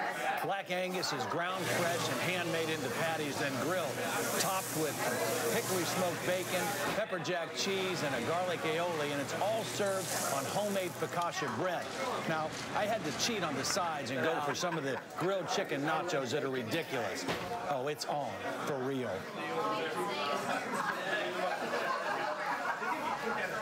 Come on, get you some. Get you some. Come on in here. Get you some. I got me some. I got me some. You did. You did. We ate well, didn't we? I ate more yesterday. In the last 2 days, I've eaten more with you than I did the rest of the week, I think. Here's a run up the middle, and that's about 3 yards. And I'm not kidding when I say that, because we had a couple of great meals while we were here in town. But that was delicious. That was delicious. As good a burger as I've ever had. The chicken nachos, they were ridiculous. Yeah, they were. We had a bunch of those, and we had a pizza too. Yeah, we had a pizza, and I think between that at lunchtime, and then the whole crew eating at Little Dewey Friday night, I mean, that was as good of a food day as I've ever had in 7 years of doing Taste of the Town. And as big a food day as I've ever had in my life. But we did have everybody together last night, and that was a blast as well. Good weekend in Starkville. Good eats. Todd's Taste of the Town, by the way, his book's available now. You want to maybe get that as a little stocking stuffer.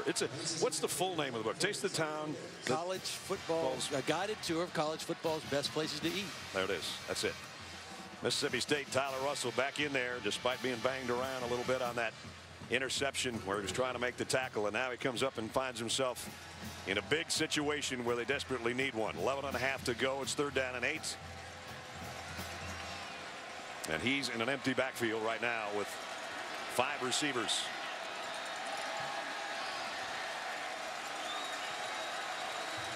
Here comes C.J. Mosley back down to the blitz. They don't need a blitz. They get him from behind. And it's Adrian Hubbard with a sack. First sack of the night. And it's a huge one on 3rd down and 8. Well, very similar to what they did to LSU last week. They said, you know what? We're going to play more man. We need to pressure the quarterback. Hubbard in a 3-point stance is going to beat the left tackle and get right to the blind side of the quarterback. Blaine Clausell, the left tackle, for the most of the night, the protection has been outstanding for Tyler Russell. That time, it broke down. First time they've gotten to him, and it forces another punt. Swedenberg's kick.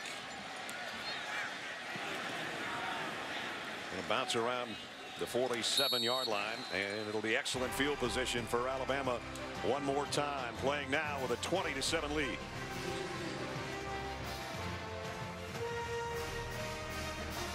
ESPN College Football Primetime is presented by Hampton Hotels. Feel the Hamptonality. And in part by Dr. Pepper, always one of a kind. As a matter of fact, we welcome you back to Dr. Pepper's Road to the Conference Championship. Alabama trying to go to 10-0, trying to get to Atlanta to play for an SEC championship. And if they do that and win that and continue to win and beat Auburn, they play for another national championship. Right now, #1 in the BCS. Amari Cooper in motion on 1st down from the 47. Kenyon Drake back in the backfield, and Drake into the secondary and in a hurry. Man, did he shoot through that hole and picked up 20 yards, 21 in fact, before they can bring him down. Well, he's a little different back than Yeldon. He's got more burst. Right there, Anthony Steen is the key guy up there, a powerful run blocker. He's going to get the key block again. Excellent blocking by the right tackle as well, Austin Shepard. And you see those, not just the fresh legs, but the burst that Drake has. Again, we said during Nick Saban's time in Alabama, it's always been 2 good backs. Yep. And they got 2 good ones again. Alabama's got 85 yards rushing in the second half. They fake the end around, and McCarron off his back foot throws an interception. Tevez Calhoun coming the other way. Calhoun to the 40, to midfield, and all the way down to the 40-yard line. Bulldogs are still in it.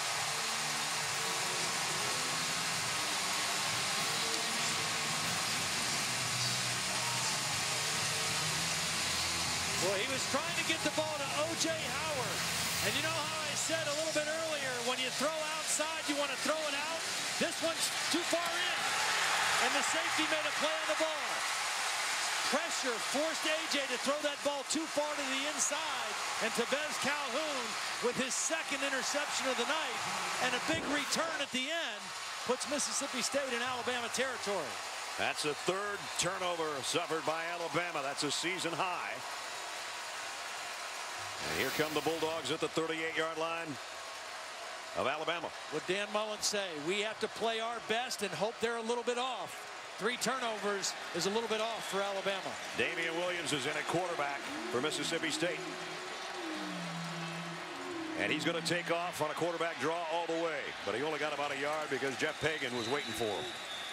Well, you mentioned earlier, we were told that we were going to see Damian Williams regardless tonight. He's a freshman out of Louisiana near New Orleans. Tyler Russell doesn't appear, at least, that he's coming in anytime soon. Williams more of a dual threat guy. He's a thick, shorter player, but powerfully built. Led his team to a state championship last year as a senior in high school. And again, he's all by himself in the Bulldog backfield. 2nd down and 9. He's going to throw here over the middle and a little bit behind the receiver. Lewis maybe could have had the catch, and Clinton-Dix was there defensively. One of the things that makes Clinton-Dix such a great player and a future high draft pick in the NFL is not only his ability to play safety and stop the run and be physical in the run game, it's his ability to go up on a slot receiver and play man coverage. I mean, that is a versatility that the safeties for Alabama have, and you don't see that everywhere you look in college football. And that goes a long ways in the next level, like you said. Again, 5 receivers for Williams on 3rd down and 9. Trying to take advantage of the interception. He'll keep it on the ground, and I think he got a face mask pulled there. I don't see a flag. There's a flag late. Came in late. A gift from Alabama. If this is C.J. Mosley, it's the 2nd time he's done that tonight. And I got to believe at this point that Tyler Russell is hurt, because there's no way I would have expected a true freshman to come in at quarterback after that big turnover. Personal foul, face mask, number 8, defense. 15-yard penalty from the end of the run. 1st down. This one's on Pagan, not on Mosley. Well, he was stopped well short of the 1st down, but the face mask and the personal foul, which was clear, is going to give Mississippi State a fresh set of downs. Mississippi State, they have one more play like that on Williams' head, and they'll be down to no quarterbacks. Tyler Russell back up. He was crouched down and sitting down over there for a while. Now back on the sideline watching his team with a 1st and 10 in the red zone at the 19. And Foster's not going to get back to the line of scrimmage. Robinson, I beg your pardon. He's still standing up, but it'll be about a yard loss. And then he has to come in and try to get a piece of the guys that have him stood up, including Mosley. You know, Mississippi State told Holly it was a bruised shoulder, but when we showed that replay, he didn't hit anything. He reached to try to grab the guy who intercepted the pass and kind of jerked his arm. Yep. So hard to tell exactly what's bothering him, but obviously doesn't feel comfortable throwing the football, where he would definitely be in there right now. So right now it's Damian Williams' show. And the freshman back there with Robinson and Shumpert flanking him in the backfield. This one he gives off to Shumpert, and Shumpert's going to lose another yard. Courtesy of Trey DePriest. Well, Mississippi State sideline calling for another face mask. I don't know if there was or not, but the bottom line is they are locked into this run game with the freshman quarterback in right now, and back-to-back plays they lose yardage, and now a very difficult situation for the young quarterback. Yeah, I guess we got a timeout right now to Alabama. And Jarek Williams, I think, was the guy that was shaken up on the play. If I'm Alabama on this 3rd down and long, I bring pressure for sure. Not only is this quarterback a freshman, he's only listed as 6'1". He's a much different, physically a much different looking quarterback than Tyler Russell, who's 6'4" and can see over the defense a little bit. I would try to get pressure inside, right up into the face of Damian Williams if they can. Now, those are nice numbers in your high school career, but this is the SEC. This isn't Metairie, Louisiana anymore. 3rd down and 13. Perkins back in for the first time in the tailback spot. Now he's going to flush out of the backfield. Damian Williams, pressure coming. He had it thrown over the middle to Lewis. Again, a little bit high and behind him, incomplete. And you see where the pressure came. It came right up the middle. It was a twist game, a stunt, and Hubbard, who is 6'5", came right up the middle, right into the face of the quarterback. And that caused Damian Williams to throw the ball high. And they're going to go for it on 4th down. Thinking Dan Mullen that maybe he won't get his hands on it another time at all. 4th down and 13. Hey, you're 4-5. You're playing the #1 team in the country. You're down 13 points. Let's play ball. You'd just like to have it in the hands of your senior, not your freshman. Williams flushed forward in the pocket and goes down to the line of scrimmage. Alabama will take over on downs.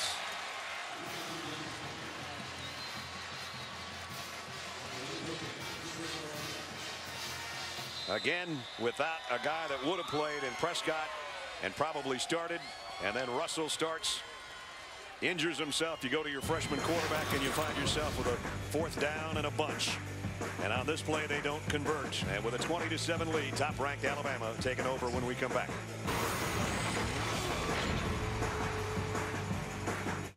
Well, the entire NASCAR season comes down to one race. Can Harvick or Kenseth pull an upset, or is Jimmy Johnson going to add to his legacy with a 6th championship and move himself that much closer to those two legends, Richard Petty and Dale Earnhardt? We'll find out tomorrow. Ford EcoBoost 400 at Homestead, Miami. It's 1 o'clock tomorrow on ESPN. I think Jimmy's just gotten out of hit a wall or finished 23rd or above, something like that. But you never know. Crazy things can happen. So you might want to watch that race. I'm sure all of you will that are NASCAR fans, and some of us. Whoa, fumble. Are you kidding me? Drake just put it on the ground. Alabama trying to give it away, to keep Mississippi State in the football game. They can't get over that 13-point hump under Nick Saban. If they get a 14-point lead on you, they're 68-1. They're stuck on 13. And all of a sudden now, the Bulldogs with the football in Alabama territory again. Kenyon Drake puts it on the ground, and Bernardrick McKinney, I think, is the guy that recovered it. I'm not sure who ripped it out. A.J. Jefferson, maybe, number 47. Got a right hand in there and pulled it out. Well, here's a gift. Let's see if they can take advantage. And again, freshman quarterback playing. Alabama teammates trying to console Kenyon Drake over there. And the Bulldogs with the ball at the 25-yard line, 24-yard line, in fact. Perkins trying to take it wide. Mosley's going to track him down and run him out after no gain on the play as we check in with Holly. Guys, I was able to confirm on the sideline that Tyler Russell's shoulder injury is causing him to not have enough strength when he's throwing the ball. He just doesn't feel like he has enough zip behind the ball. He told Dan Mullen about it, so Dan's going with the freshman the last 2 series because Tyler Russell just doesn't feel like he's able to throw like they'll need him to in this situation. There was the play again on the interception that Clinton Dix had and trying to make a tackle or force him out of bounds, and appears to be the play where he injured himself. Well, only he knows how bad that hurts, but it must hurt really bad to not be in the game right now. Perkins, oh man, did he take a shot from Mosley at the end of that run. That guy's a hitter. Captain of the defense, All-American, Butkus finalist last year. C.J. Mosley is not as big as your normal inside linebackers in the Alabama defense, but he is fast and he's instinctive, and he makes a ton of plays. Well, it's 2-down territory again here on 3rd down and 8. You know, if they had hit that first field goal and then kicked a field goal on the last drive, we'd be talking about a different situation right now as far as points needed. Williams over the middle, and this one Lewis should have had. Yep. In and out of his hands, incomplete. Yeah, the series before, he threw that pass behind his intended receiver, and it was knocked away. This one was well thrown in front of the receiver, Lewis, and Lewis wasn't able to snatch it. And again, you never know with Timeout, Mississippi State. the way Alabama's been putting the ball on the ground and throwing interceptions. They might be down to one more play for Mississippi State. 30-second timeout. So you've got a timeout here with 5:21 remaining. And we got more football coming up on Monday night. This will be a really good football game on Monday Night Football. Tom Brady and the Patriots on the road taking on Cam Newton and the Panthers, who all of a sudden are a force in the NFC. Coverage starts with Monday Night Countdown at 6:30. Patriots and the Panthers, 8:25 ESPN, and live on Watch ESPN. And the numbers on the year for Tom Brady and Cam Newton. Both Cam playing a little more under control this year. Tom Brady not having the kind of statistical year, but hey, it's still the Patriots, it's still Tom Brady. Yeah. And this might be the last play offensively for Mississippi State if they can't keep this going on 4th down and 8. Well, 2 times deep in Alabama territory. So far, nothing to show for it. Damian Williams, empty backfield. Now Mosley changing things up. Look at the defense of Alabama shifting. Williams looking left the whole time, and another pass that should have been caught by Darunya Wilson. Incomplete, and Alabama takes over again. Well, you can't blame the freshman quarterback. 2 plays in a row, he did his job, and he didn't get enough help from his wide receivers. Jamian Lewis on 3rd down, and Darunya Wilson on 4th down. Thrown perfectly. Not only should have been caught, would have been a touchdown.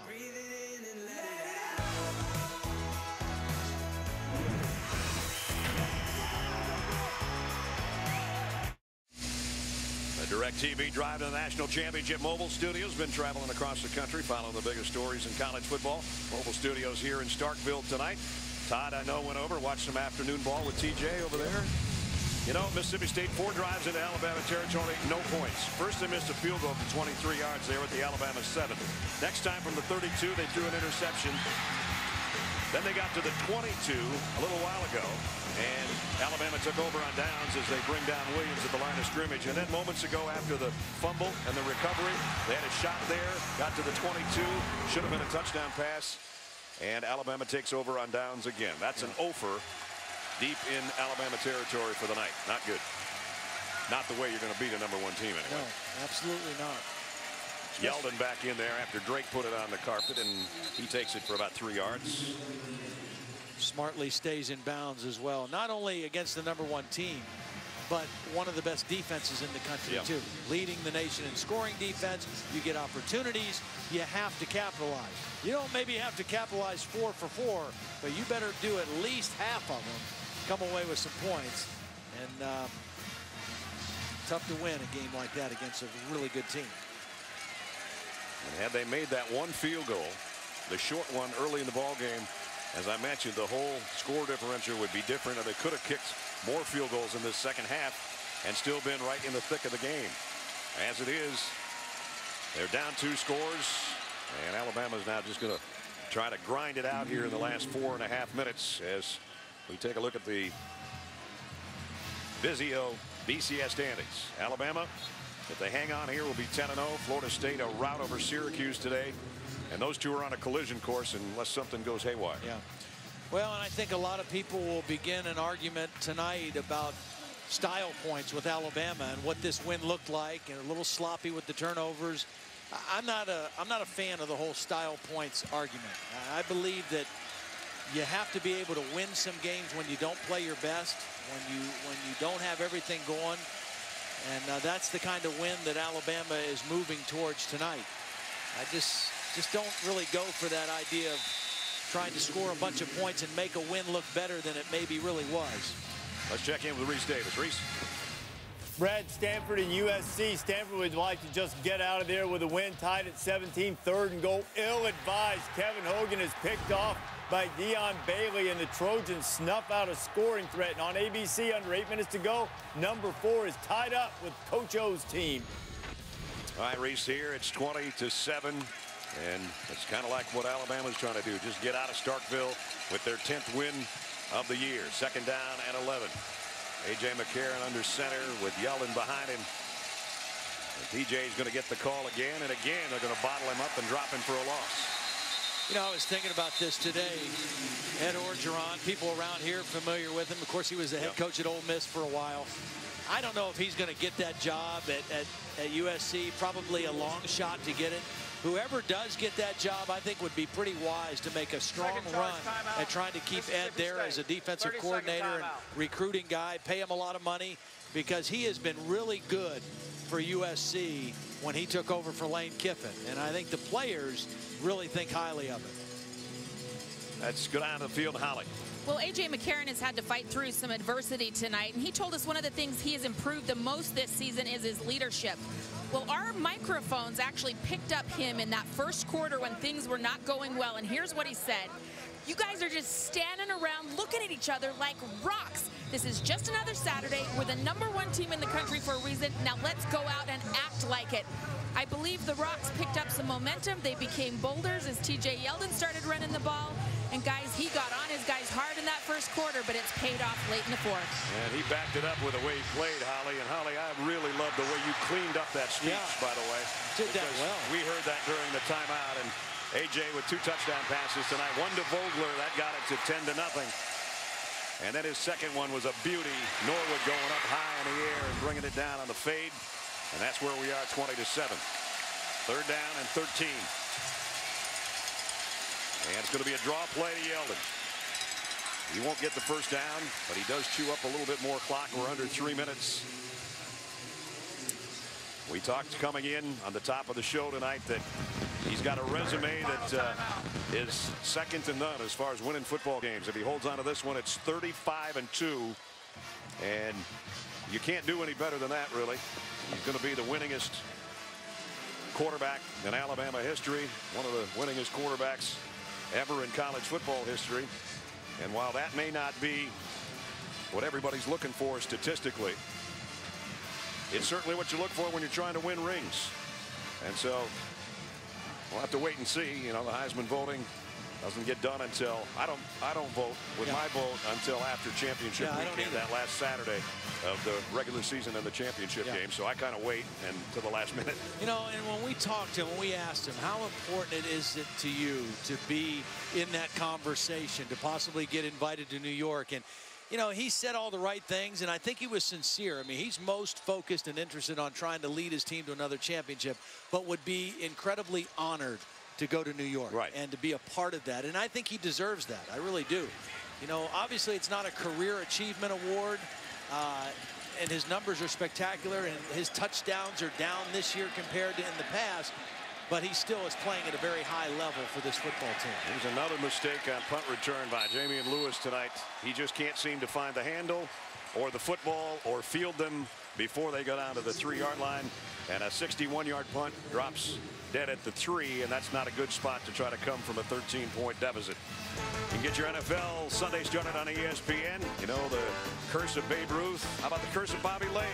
Lions have been under it for 55 years. Matt Stafford and Megatron are trying to change that. We'll talk about it with Boomer and the gang at 10 o'clock. And at 11 o'clock on ESPN2, Fantasy Football Now.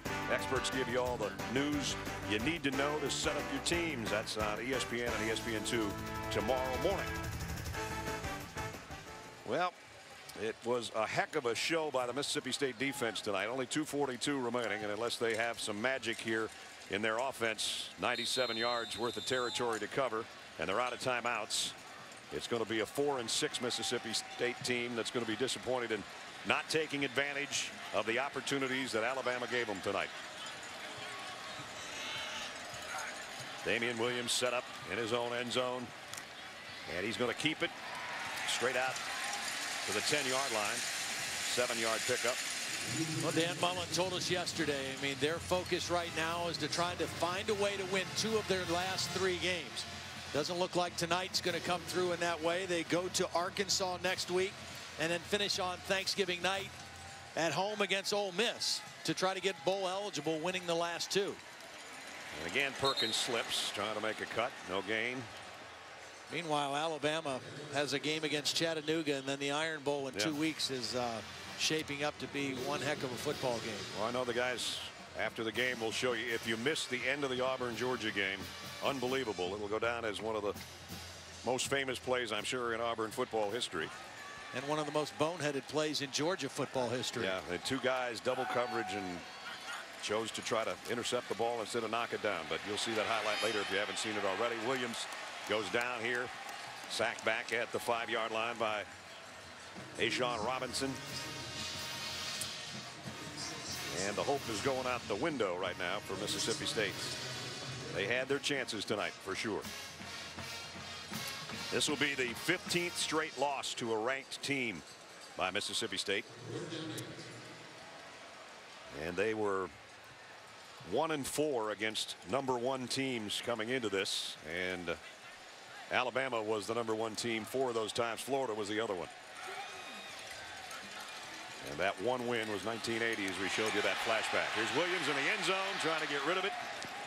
He did get it across the line of scrimmage and There's out of no bounds. foul for intentional grounding. The quarterback was outside the tackle box.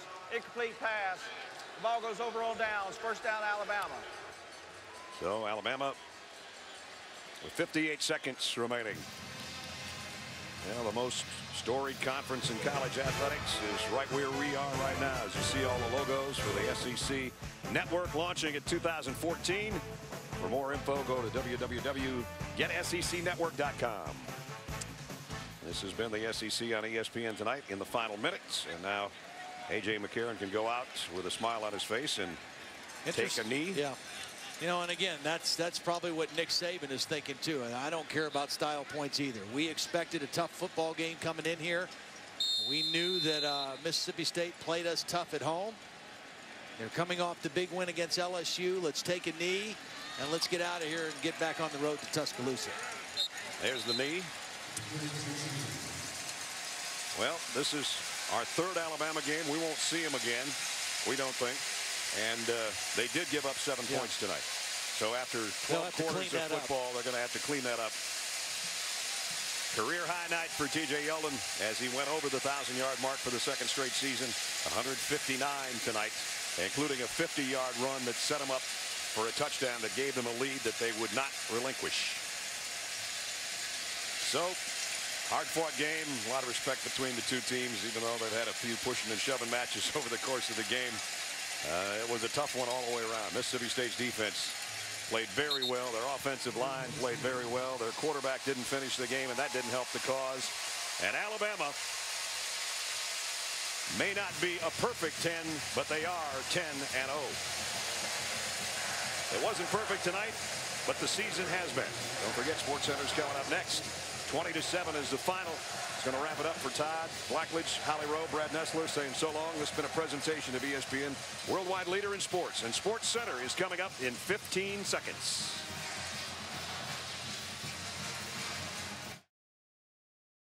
Hold on, man. Is that a leak up there? That's a drip. Now that's a leak. And if you don't have Allstate Renters Insurance, game over. Combine your renters and auto with Allstate for as low as $4 a month. Call an Allstate agent and get a quote now.